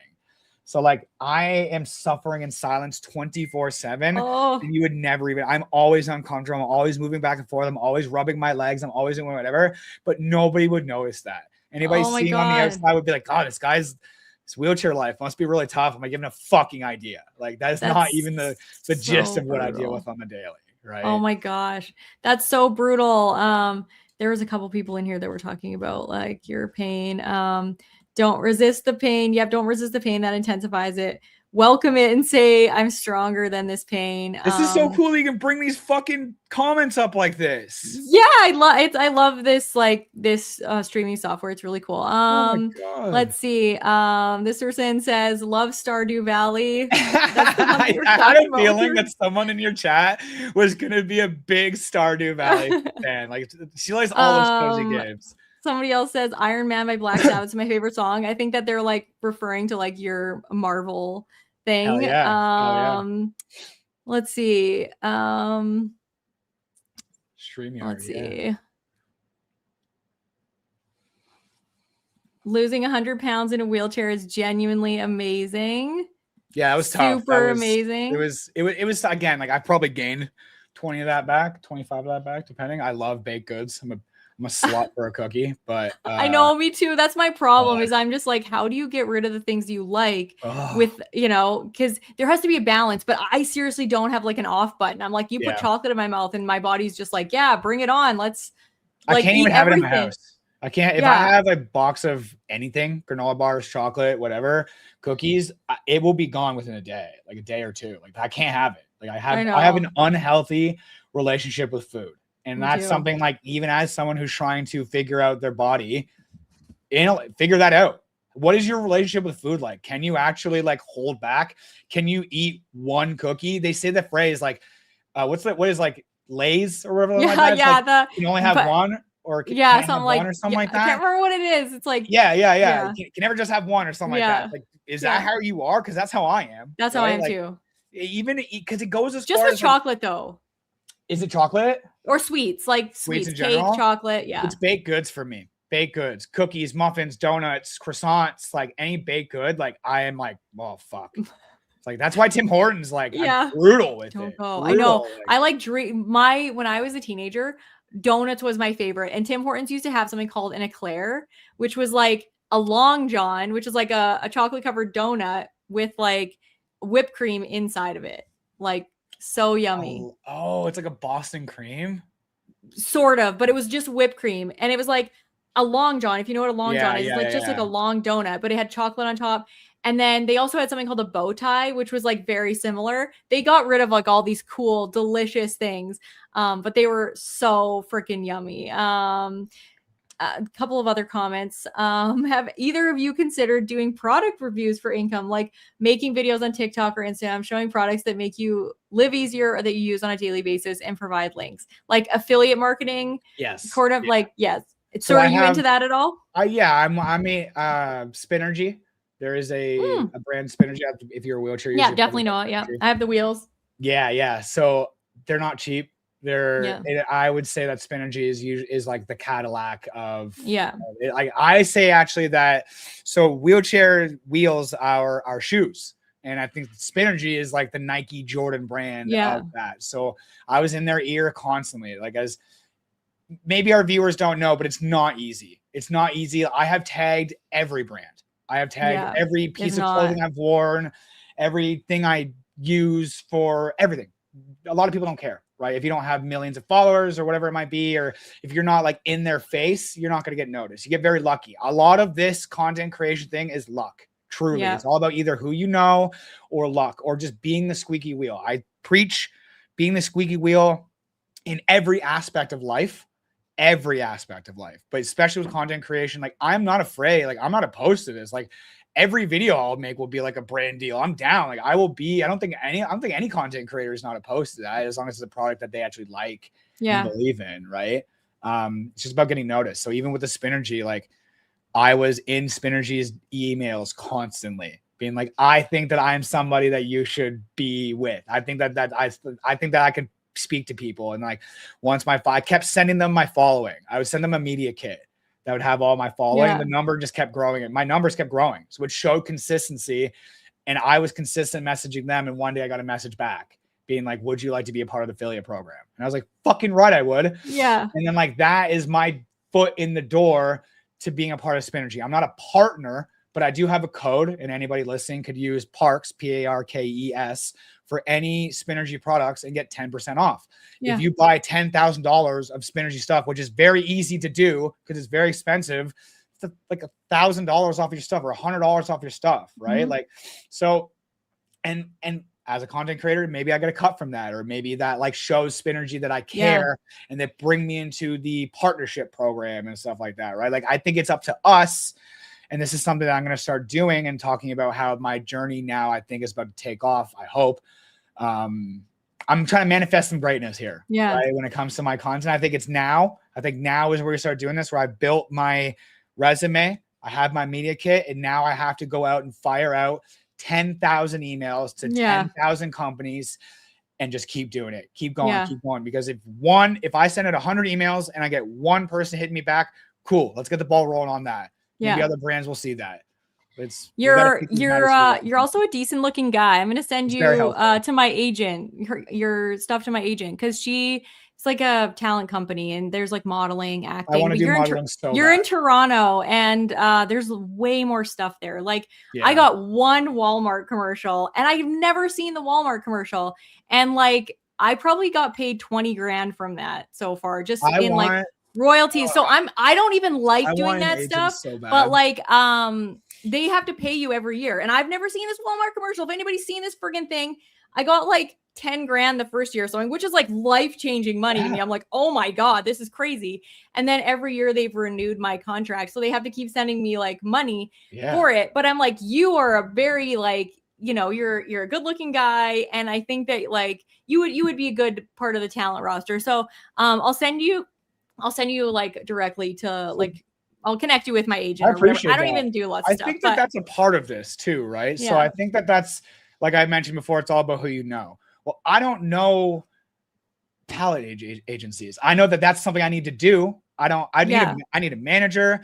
I need a talent person. I know that I'm a half decent, good looking person. I want to be on commercials. I am good at talking and I'm good in front of the camera. This is my wheelhouse. Like I can really excel in this. I don't know how to do that. I recently got in contact with like some people that run an accessibility expo in a locally, and they asked me to come out and be like a guest speaker. So stuff like that, cool. That's fucking awesome. And like that to me, I'm like, the ball is in motion here. Yeah. And even she was so cool. Like I had this like one-on-one talk with her and she was like fangirling. And I was like, I can't believe you like my content that much. She's like, no, I want you at this expo. I'm like, this is so crazy to me because this is what I want. Like, I want these people reaching out to me to come out to these things and talk to people. Yeah. And then she's like, but when you come here, like you can like market yourself. Like you can meet more people. There's going to be other content creators here. There's going to be other people that you could like, she was like hyping me up. She's like, I don't know how you haven't gotten the commercials. I don't know how you haven't gotten where you want to go. Like she wanted to help me.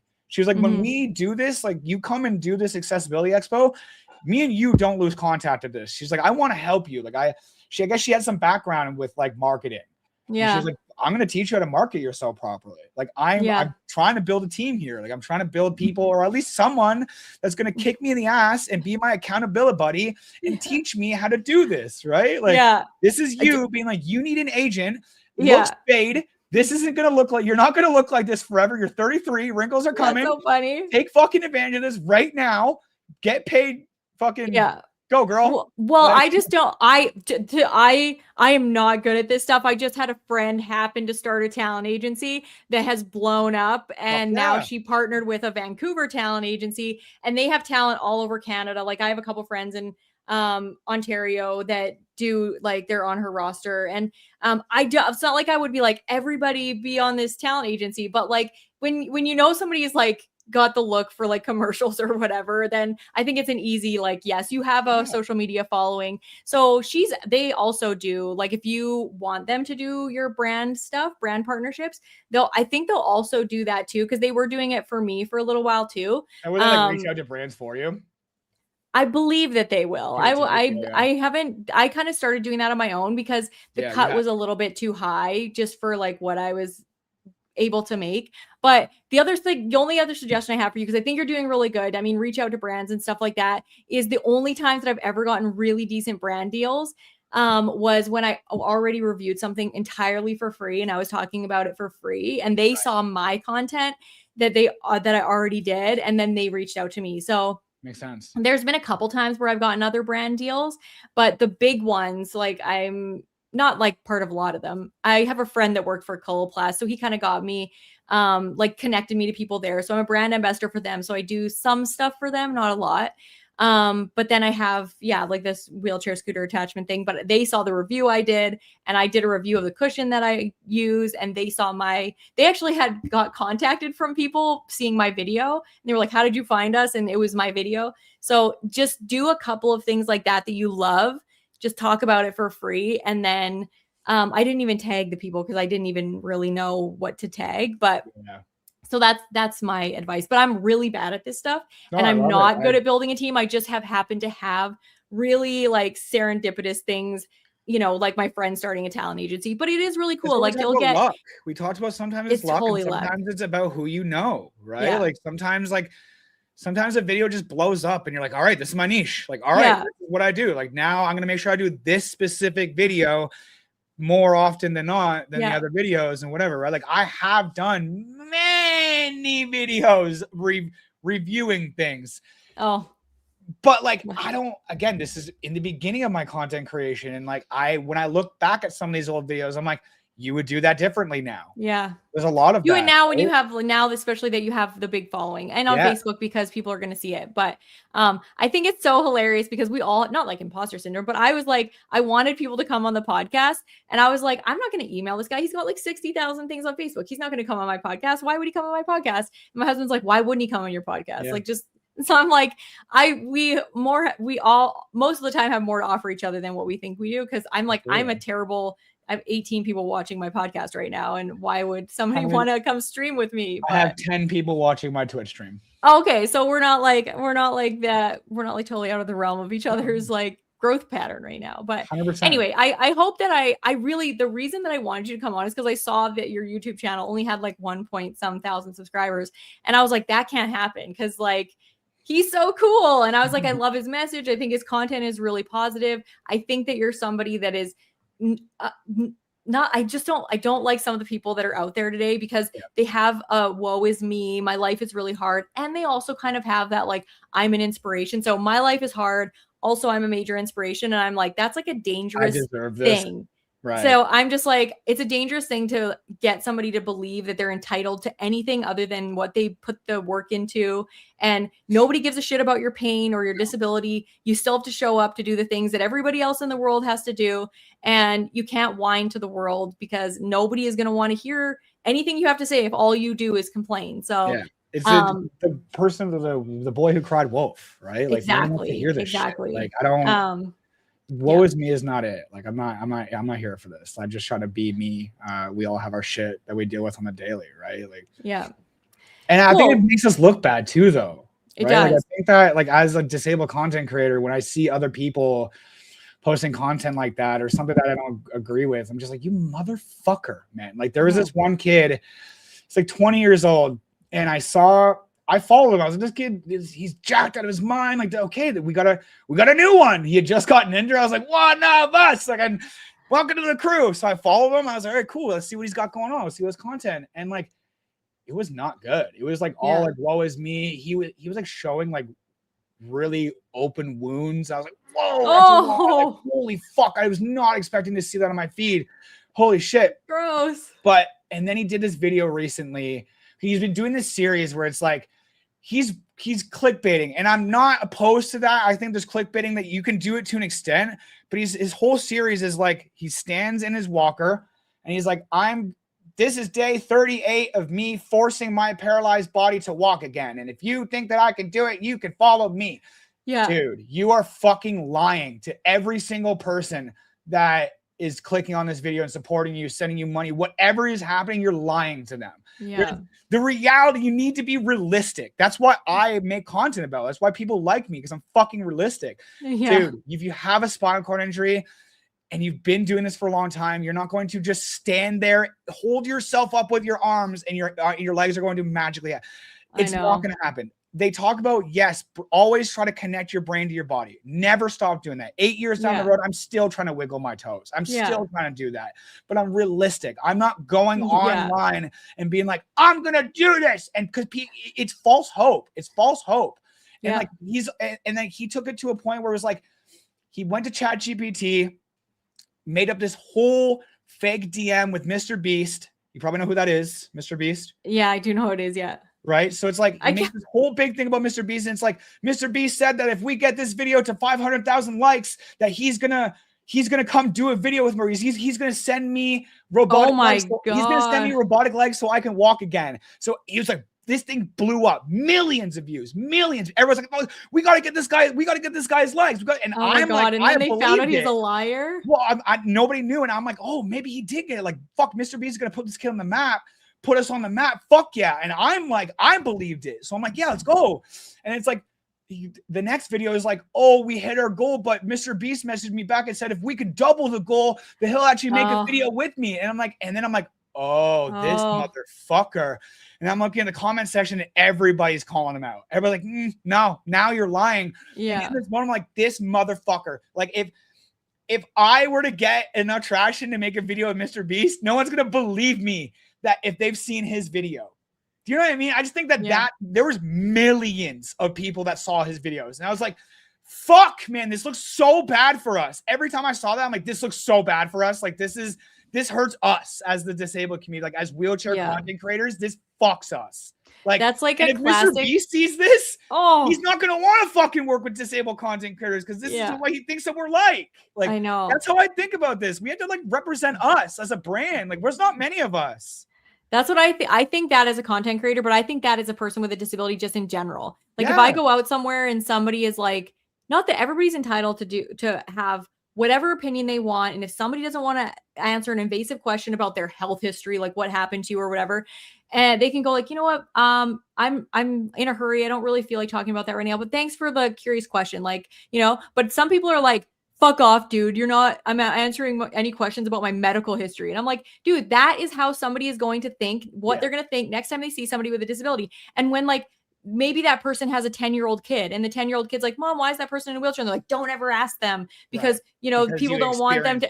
Yeah. And I'm like, don't do that. So anytime anybody asks me, I always manage my own triggers. If I'm annoyed about something somebody asks me, that's my thing to deal with because people are genuinely curious. And there is no person on this planet that wants to ask you a question that doesn't want to connect with you.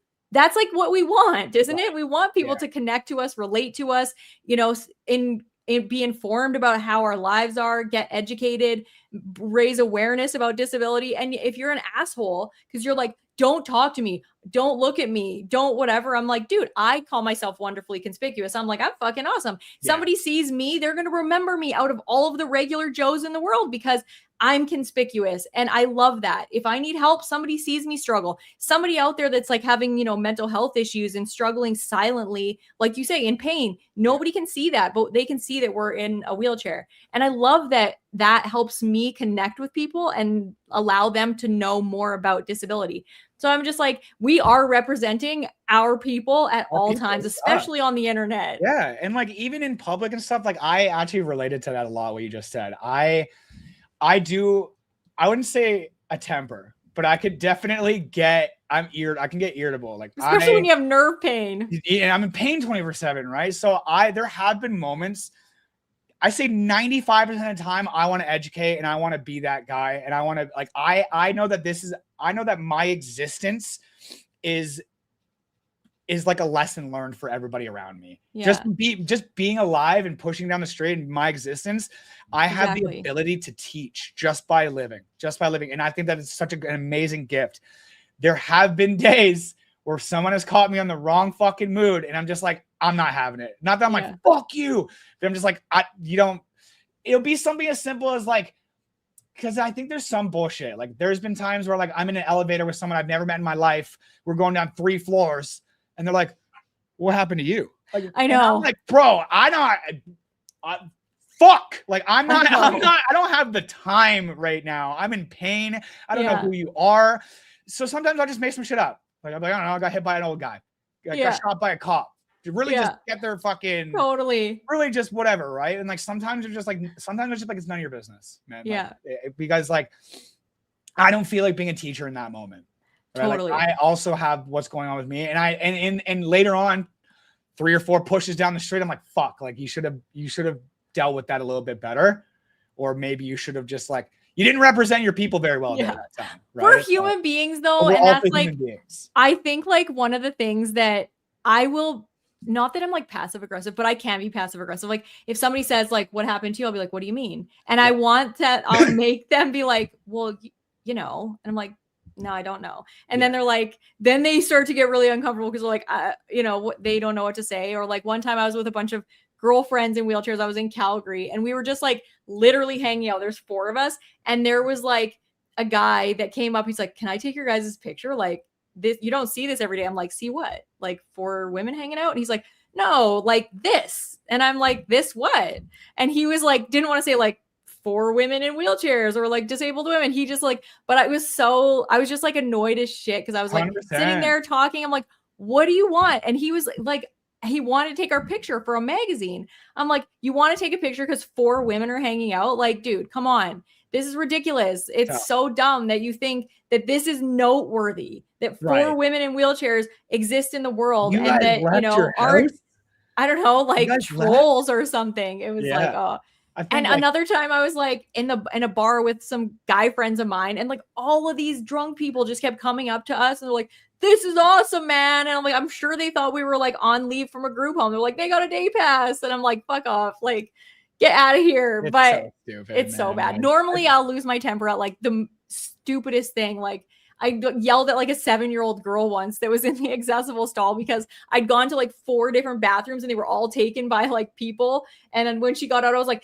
"That's not for you." She's like, "I'm so sorry." And I'm like, "Oh my God, you're 7." I just yelled at a 7-year-old. I think in a moment like that, it's like a moment of a lesson learned, right? There's people that like I have had like bouts of arguments with people about like accessible parking and stuff like that.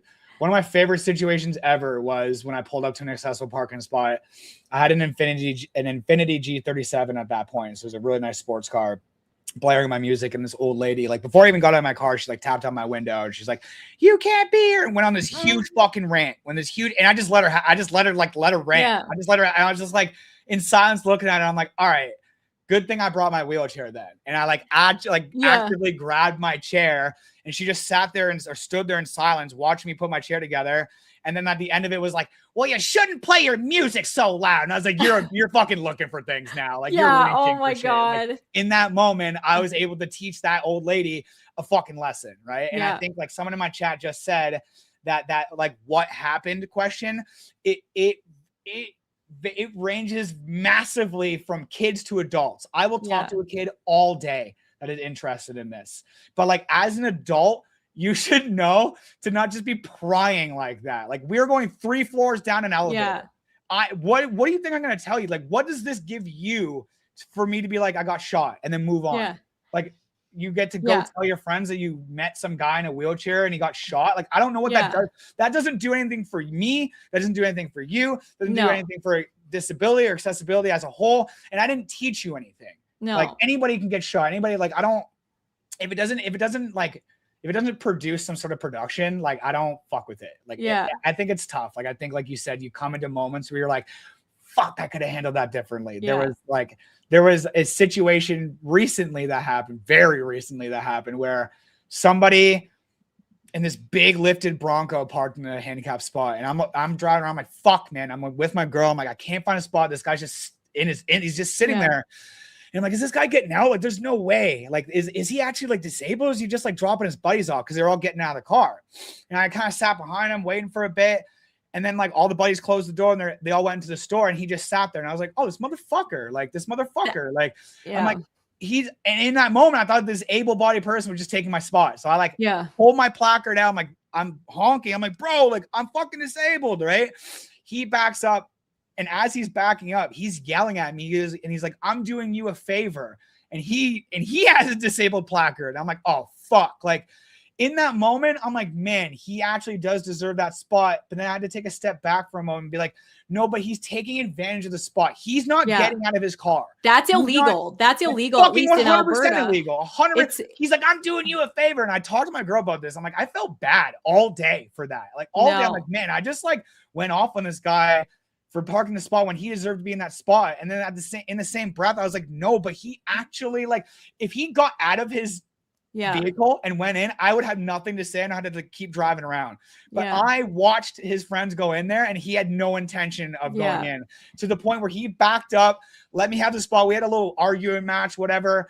I go in with my girl. We go do everything we need to do, come back, and he's still in that spot waiting for his friends to come out of the store. I'm like, this motherfucker would have still been there if I didn't say something, right? I'm like, I felt bad because yes, he did have a placard, but like, don't feel bad. He was taking advantage of that moment. He was taking advantage of it in that moment. So he's like yelling at me and telling me like, oh, I'm doing you a favor by coming out. And like in that moment, I wish I had been like, no, you're taking advantage of the situation. Like, bro, if you actually were using this spot, you have been like, fuck you. And like, you're all right to do that. You can do that, bro. Like I would have done the same thing. It's the same situation with that grandmother or the old lady or whatever, right? Like, this is my spot. I'm using this spot. Yeah. It's tough, man. Like the fucking parking thing drives me bananas because I actually think I don't think people realize how easy it is to get one of those placards. People are like, hey, you gotta jump through hoops. You gotta jump through. No, you fucking don't. No. Like my knee hurts to my doctor. I'm like, all right, cool. You want one of them placards? I'll give you a temporary one. If you have a temporary one, your foot is in the door for an permanent one. It's very easy to get. I have friends, associates that like have bought them. Like people that like I know that like were like, hey man, I gotta tell you something. For the past couple of years, prior to you being paralyzed, I had purchased a handicap placard from somebody that didn't use it. I bought it from them and I had been using it for years. And when you became paralyzed, it showed me like through your videos, like how wrong it was that I've been doing what I've been doing. That's why I don't say friends, I say associates, because they're people that I know of. Yeah. But like in that moment, like I was like, oh fuck, like you just taught me how easy it was for you to do that. Right. That's then, crazy. People talk about dynamic disabilities. My girlfriend has a dynamic disability. My girlfriend, sometimes she has to use a walker. Sometimes she has to use a cane. Sometimes she doesn't. And I can see how that would be really hard for that person to like justify that spot. Because for me, I don't, it's hard for, and I'm going to get a lot of flack for it, but like, it's hard for me to think that you need that spot more than someone that physically can't get out of their vehicle. It's more convenient for you because it's nice and close. Sick, man. I can't leave. I can't go, like I will spend another 20 minutes of my day just doing circles in a parking lot because I can't leave. Or I also think that old people, like you get in a certain age and you just get a free placard. What the fuck is that? Like, I think that's bullshit. Like I've seen like very physically able old people just like, like, and there's a line of them and there's 8 spots. And I'm like, I fucking can't get into a spot or get into the store because I'm watching like this gang of old people go to their breakfast in the morning. And I'm like, fuck, I have shit to do. Like none of you guys have mobility aids. Yeah, I'm sure it's tough for you guys to walk because your body's a little sore. I don't know. It's tough. Like I'm not the police. Like I'm not the guy. Like I don't know. All I know is from my own personal experience, it really fucking sucks to see someone walk out of their car with no limp, no nothing, no mobility aid, walk in and out, and then me just be like, fuck, man, like I really wish you weren't in that spot. I don't know if you deserve that spot. I don't fucking know. Like I don't know. I really wish that like these handicap spots were for people with mobility aids. I really do. I think I was part of one of my friends who's been in a wheelchair for a long time. Like she's 70, I think, and she's been in a wheelchair for a very long time. She was like trying to change the bylaws just in Edmonton where there would be specific mobility aid accessible stalls. Cause she was like, I have seen over 40 years in a wheelchair, the use of these stalls go up dramatically. There's just way too many people with accessible placards. And there is no distinction between somebody who needs the physical space and somebody who needs the proximity. So we went to a meeting of like, it's like the Accessibility Advisory Committee in Edmonton to talk about the needs of people with actual mobility devices who need a physical, like an actual physically larger stall. And they rejected our like proposal because they said, then we're creating a hierarchy and it's not fair and blah, blah, blah. I'm like, are you kidding me? Like what's not fair is when you go somewhere and somebody doesn't need a bigger stall and they park in the one that's bigger because they don't know that they're taking a stall from somebody that actually needs that physical space.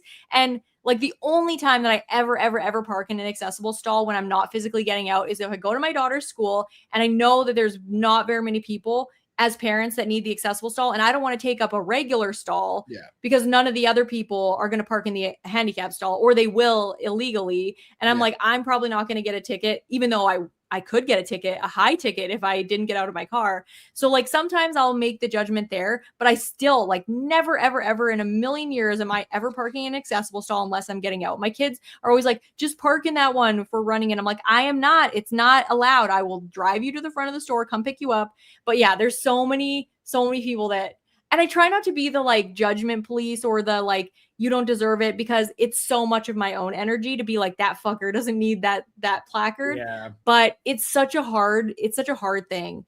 And I had that old lady thing the other day when I went to my daughter's school and I was parking in the accessible stall. She was like, as soon as she saw how young I was turning into the accessible stall and she rolls down her window and she's like beeping at me and stuff. And then when I get in and she's like, you know, that's a handicap stall, right? And I said the same thing. I'm like, it's a good thing I'm in a wheelchair then. And she was like, oh, okay. I'm just like, it's tough. Yeah, man. there's the parking is a big thing. That's a big one, and I could make that video and like talk about that, and like it just I don't know. I know it would get so much flack. Like I really like. There's a difference between like proximity and like actual like needing the space, right? Like I will go, and I made this video too. I think the video I made closest to the parking was that I was showing that if I see a spot that's at the end of a parking lot, I'll park there because I can get out no problem. And like we're talking like a couple feet difference, right? Like maybe someone that I just in my mind, I'm like, I'll save that handicap spot just in case this place fills up a little bit. And then like maybe they need the proximity as well as the mobility aid, right? Like even like someone in my chat literally was like, but what if one of the people who got out of the card was the one who had the placard? I don't know, right? We live in this world. Like it's I don't know.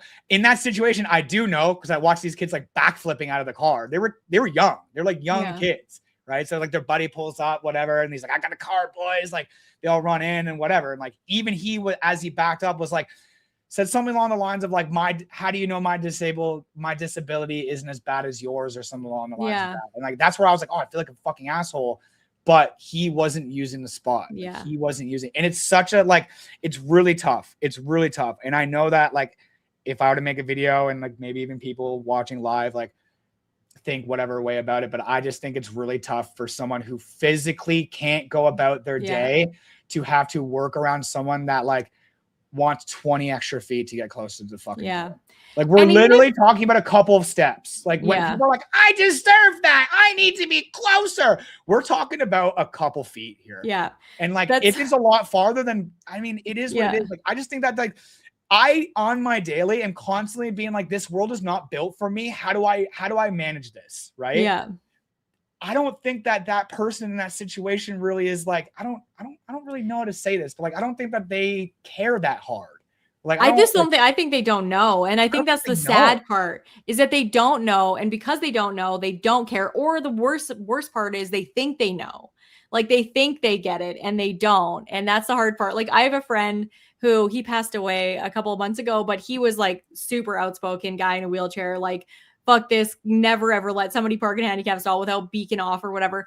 But we would go, like, we have West Edmonton Mall. It's like one of the largest malls in the freaking world. And he said, the people who tell me that they need the freaking handicap stall and then go walk miles and miles in the fucking mall drive me insane. Like, he's like, you don't need the proximity. You just walked 4 hours in the mall, right? He's like, he would always beak at people when we went to the mall. But it's so true. Like people say, I need the proximity because I can't walk farther than 20 feet, but then they're going to walk all over the grocery store. Well, I think my whole thing with that, and again, my girl, and this is something that I am learning, and maybe she'll teach me through all this, but like even spending time with her, like she does, like she'll need to sit down and stuff like that, right? And true. I think that in her situation, the way that she's taught me it is that if she knows that she's going to go on a long fucking walk, she brings her fucking walker. Yeah. She brings her mobility aid. A lot of these people are talking about like, I don't know when my body is going to give out. Like I just know that if I'm going for a long period of time, like a long walk, that I'm going to need this little space here, this space that's a little close to the front door. I think personally, I would just bring my mobility aid with me everywhere, whether I needed it or not. Right? Like, I don't know. It's tough. It's fucking tough, man. Like, it's tough. I just don't think that, and maybe just because I'm in a chair, but like, I don't think I don't think that's fucking fair, man. Like, I think that if we were to never, okay, here's how I look at it. If we were to have never had accessible parking spots until this very moment, and we're in a board meeting on how to bring accessible parking spots to the world, what does that look like? Who needs that spot? I don't think old people and dynamically disabled people would be a part of that. I think that the council, the cripple council, would be like, people with mobility aids that need extra space need the fucking wheelchair card. It has a picture of me on it. It's a fucking giant blue logo that has a picture of me on it. If you don't look like that, This is like, I think it's so funny living this conversation is exactly like you get into like this thing where you're like, this is really fucking hard for me. But then you also have your able-bodied lens. Yes. You know what I mean? You have your able-bodied lens. So then you're like, okay, I can't whine. No, it's not my fault. It's not everybody else's fault. I'm in a wheelchair. Right. And you flip flop between these two things all day long. Like you say with that guy where you're just like so fucking mad that he parked in the stall and then he made you feel bad. And you're like, I feel bad. No, I don't feel bad. And then you're like, oh my God, I go through this so much. Like I literally will be fuming outside of a bathroom stall when there is like 3 chicks at a bar fucking, in there doing their makeup or peeing together, talking about their boyfriends. And I'm like sitting there, I have to use the bathroom. I'm going to piss my pants. And they come out and they're like, sorry. And I'm like, it's okay. Instead of, I should have been like, bitch, that like, I'm like so mad, but I don't. All the time. I'll be like, I'll be at the gym and like, I'm not joking. I've been wanting to make a video about this so badly, but like at my gym, there is a door for the handicap stall, which had a shower and the bathroom in it. Yeah. And then right beside it, this far away, there is 9 other stalls. There's just 9 individual other stalls. And everybody uses the accessibility one. Everybody uses it. And the amount of times I just sit there and I hope that through me just sitting there, when they get out, it is so funny. Every time, because it depends on how angry I am. I don't really say much. Yeah. But like sometimes I have a shitty look on my fucking face. And I'm like, I can't wait to see the person that comes out of this stall. And it's always like, they'll come out and they're like looking down as they open the door, and then they like catch a glimpse of me and they're like, and they like, it's a like, oh fuck, like they got caught, right? And like, I don't always say something, but I'll be like, yeah, that was kind of shitty, man. Like, that's kind of shitty, man. I'm just gonna say, like, I don't know. I'm it's so tough, bad at doing that. I'm shit, but it's like at the same time, like, I don't know. I think throughout all this, and I'm sure you as well, like, and through our content, the people that we talk to, like, we can probably get taught a lesson. I'm sure that my girl could probably teach me how and why people with dynamic disabilities probably do need that spot a little bit more than I gave them credit to do. Yeah. Maybe she can't convince me that. I don't agree. But this is the world we live in. We got to agree to disagree. Yeah. And whatever, right? But she can see it with me, and anybody that's with me that has a dynamic disability can see in that moment how hard that is for me. Because again, it helps you with that spot, but you don't need it. I know.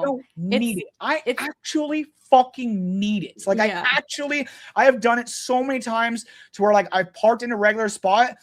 Not so many times, but there's been a couple times. Like, think about this. I had to park in a regular spot.